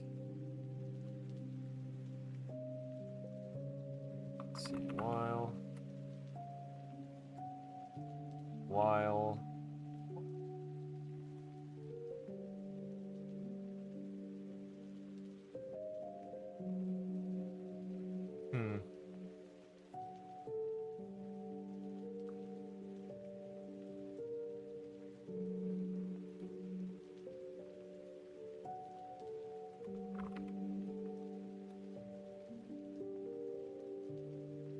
We're creating a bool just to control this a little bit.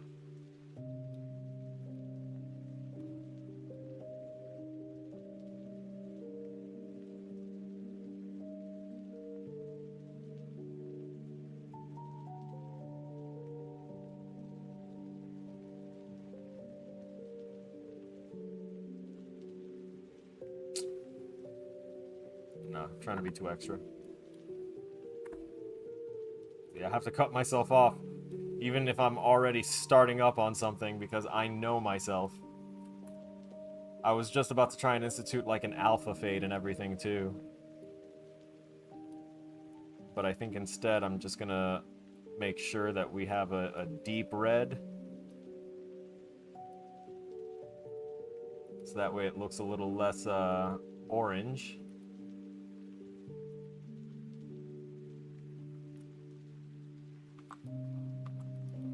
Come on, come on, come on, come on. Still kind of orange. Doesn't matter. Our player color, though, as much as I love the lit sprite, like the lighting version, let me see what I can do about lighting color, perchance. Did I even change the color of the sun? Or no, that's probably just the sky managing it. Yeah, I'd assume. Oh, maybe that?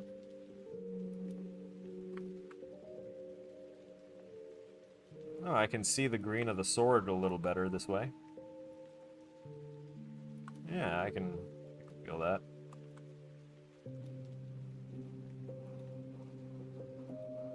But what if this isn't at the right point? No, it is.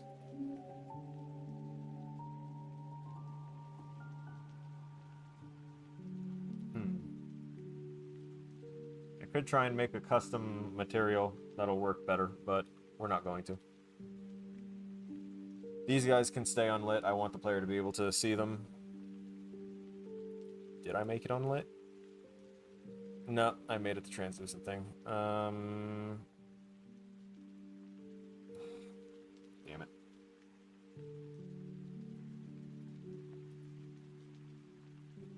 Serial, find parent. Do this again. Masked, unlit.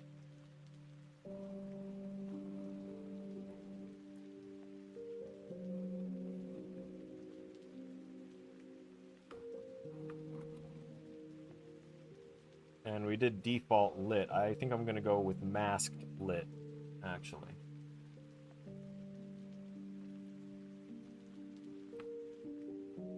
Just so that way there's not going to be any potential problems.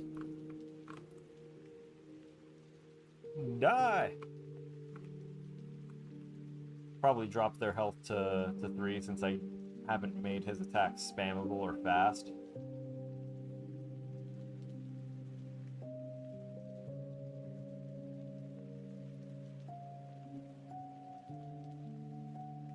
Melee enemy, max health, set that as a default to 3.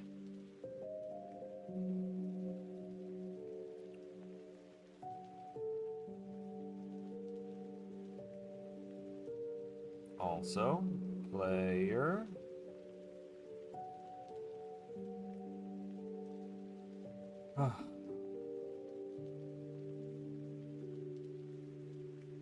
Need to find or create, yeah.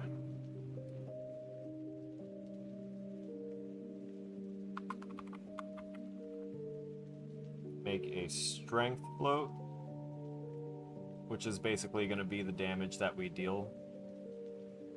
And we made it public, or we're going to make it public, so that way it can be accessed from the damage field whenever it realizes that our player is the one that is dealing damage.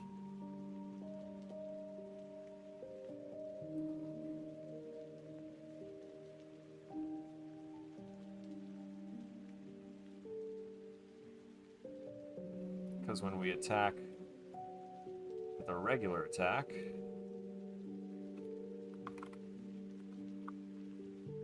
we're going to set our strength to 1.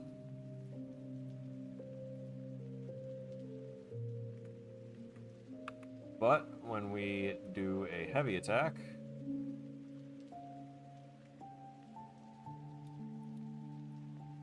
we're going to switch that up.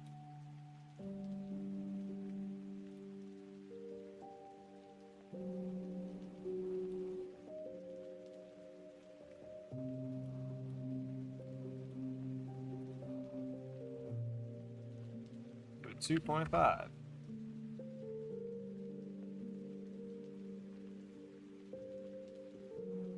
It'll entice people to use the heavy attack. And we know death works, so let's try and add the hit animation.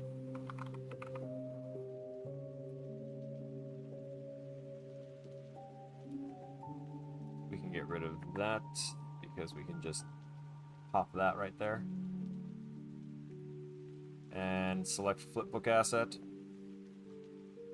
Set this to melee. Hit melee. I also want to do the idle again, so set flip, yep. I just need to drag it off of the one that's there instead of doing that all the time. Pop that in, and melee idle. Where are you? There you are. Idle melee enemy. We can literally just leave that one as is. But for this, for getting hit, we want to put a delay that equates to the flip book length. Oh, I didn't realize how useful this would be. I'm going to put this up here.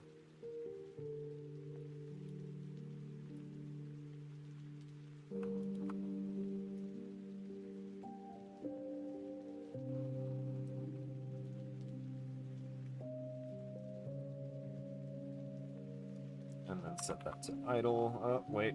Set current state.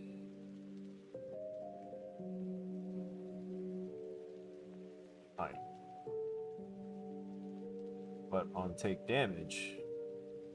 On take damage is when we make this guy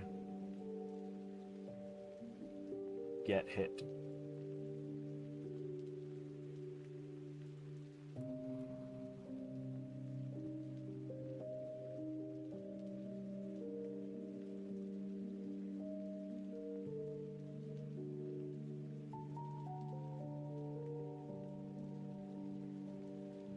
Only if he's not dead. Put it up here. Right after the whole is not dead set.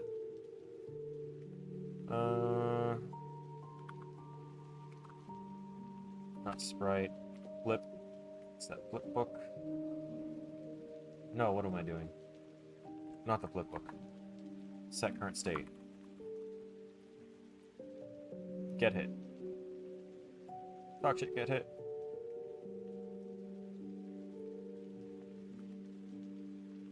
Invuln time is only 0.5 seconds. I'm not even sure if the hit animation will be that long.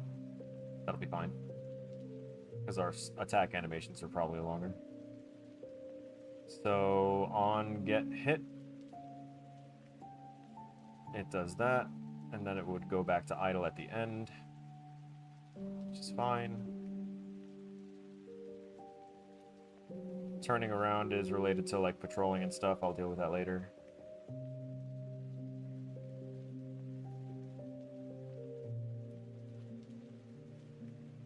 Set flip book.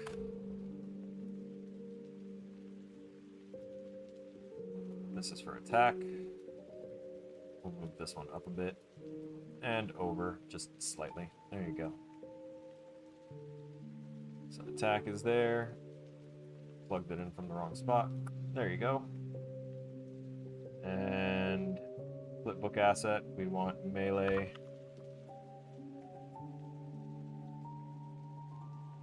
We want to go ahead and call up that delay. The reason we're calling the delay is because we are using this on tick, so we want it to pause through this code and make sure that it runs through the animation before it immediately tries to jump into another one because of being called every frame. So we set a delay that would be equal to the flip book length, and we're constantly doing that after declaring the flip book's new animation. Do the same for running over here. Let me not do that from there though. Set flip book.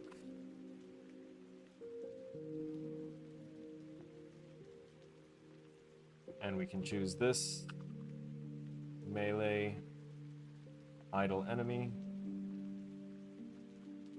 Not idle. It's supposed to be melee running. Run melee enemy. There's no need to put a delay on it because if the enemy is running, they can just run. We'll put limits on if they can enter certain states from the running state, such as I don't want the enemies to be able to walk and attack me simultaneously. They will have to stop to attack and then continue coming after us after that.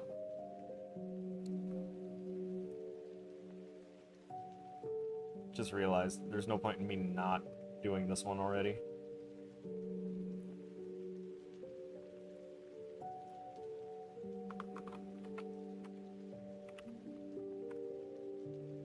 Because I'm not setting logic for it, I'm just setting the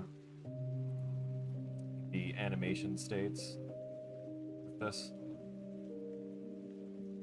So I don't need to worry about the logic behind it just yet.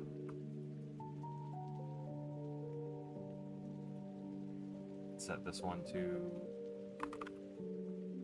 turn melee enemy.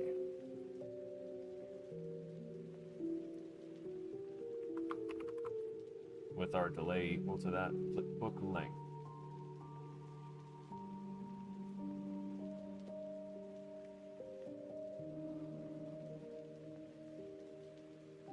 The only reason that we set another state after getting hit is because there's nothing else that really tells it what to do after getting hit. Nothing else to tell it that the hit has concluded. So rather than try and figuring out that timing exactly, I just go ahead and set the delay that equal to the length of the hit animation and then set it to idle. And then whatever logic is telling our enemy what to do to not be idle, we'll take over after that. We haven't set that logic yet, but we have this. Things that don't need to change their state, that can run, you know, fluidly, those can just be left on their own, like those. Notice when you hover over it, it says change the flipbook used by this instance. Will reset the playtime to 0 if it is a new flipbook. The way I'm understanding this is if it's not a new flipbook, then it's just going to continue playing the current one.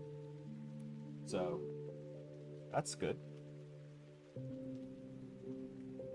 Now that we have set those up on tick based off of our current state, I forgot to plug in turning around. There we go. Now we can go ahead and implement our logic. This one, it's already set to get hit. That's already set to death. Our idle is our default.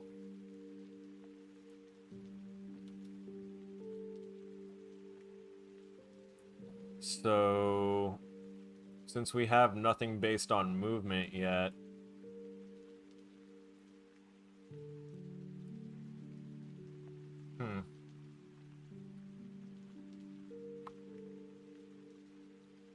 Loading pawn movement. Compile. Add event. Not on that. Nope. Let's see.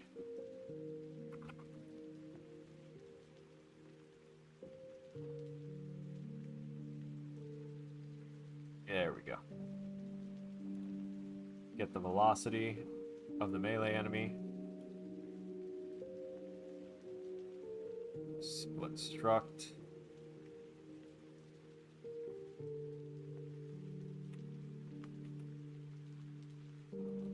Sorry, I want not equal.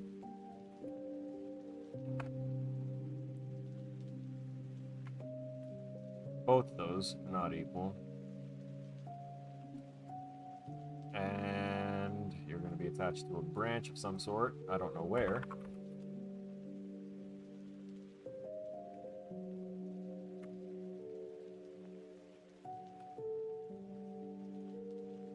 So if either of these values of velocity are not equal to 0, then we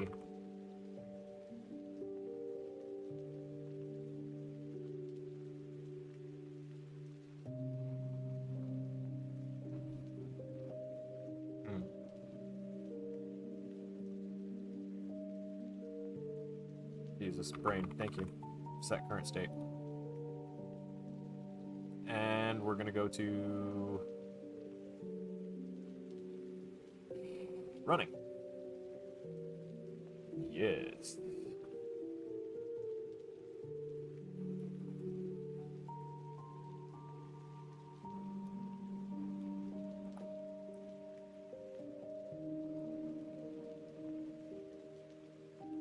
Currently, we're just going to toss that on here because we don't have anything that tells it to move. So if either of those are true, then it goes down to that. That's fine. And then this would go back up to that as well. And I can put this up here. It's a nice little slice of pie.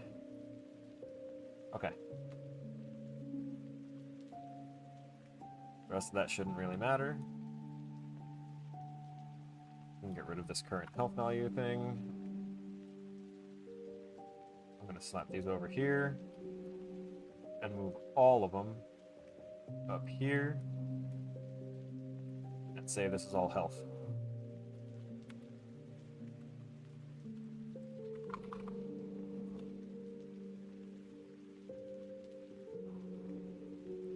Health and damage. Cool. Yeet, get the fuck out of here. The rest of this is going to be animation logic. Actually, I can just run that from right here.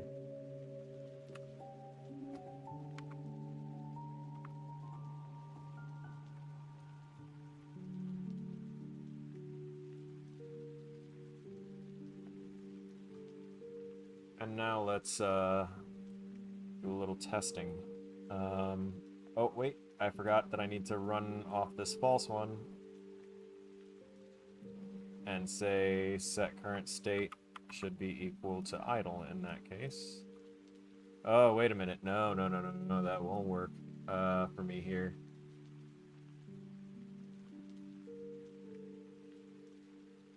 Because that would set it on tick. We're gonna skip this part for right now.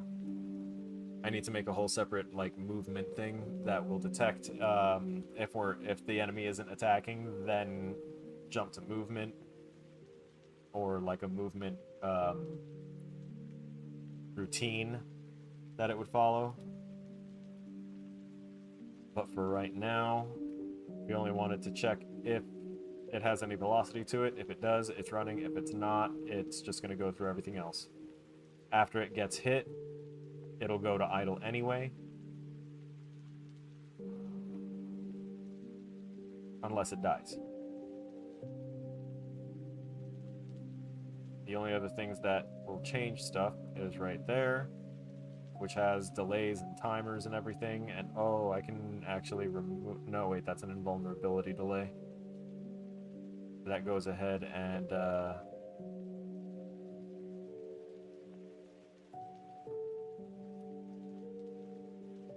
have to set invulnerability to true and then set it to false after.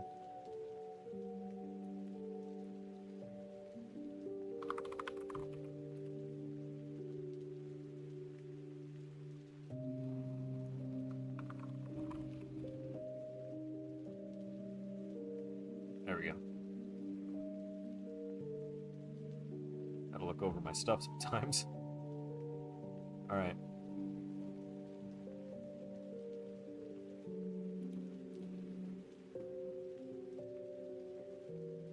Here he comes to ruin your day. Ah, nice hit animations, and he's dead. Alright, now let's see about dealing 2.5 damage. I don't think it did. Oh, because I haven't fed through the information for it. We can stop the game. The animations are swapping, which is nice. And let's see, change. That's if spawned by enemy. We're telling it to take damage. Damage received. Okay, here we go. Gonna get the instigator.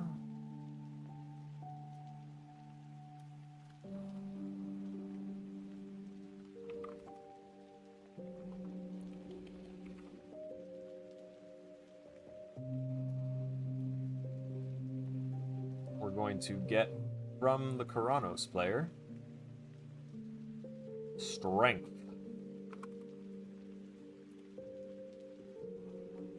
Plug it right in.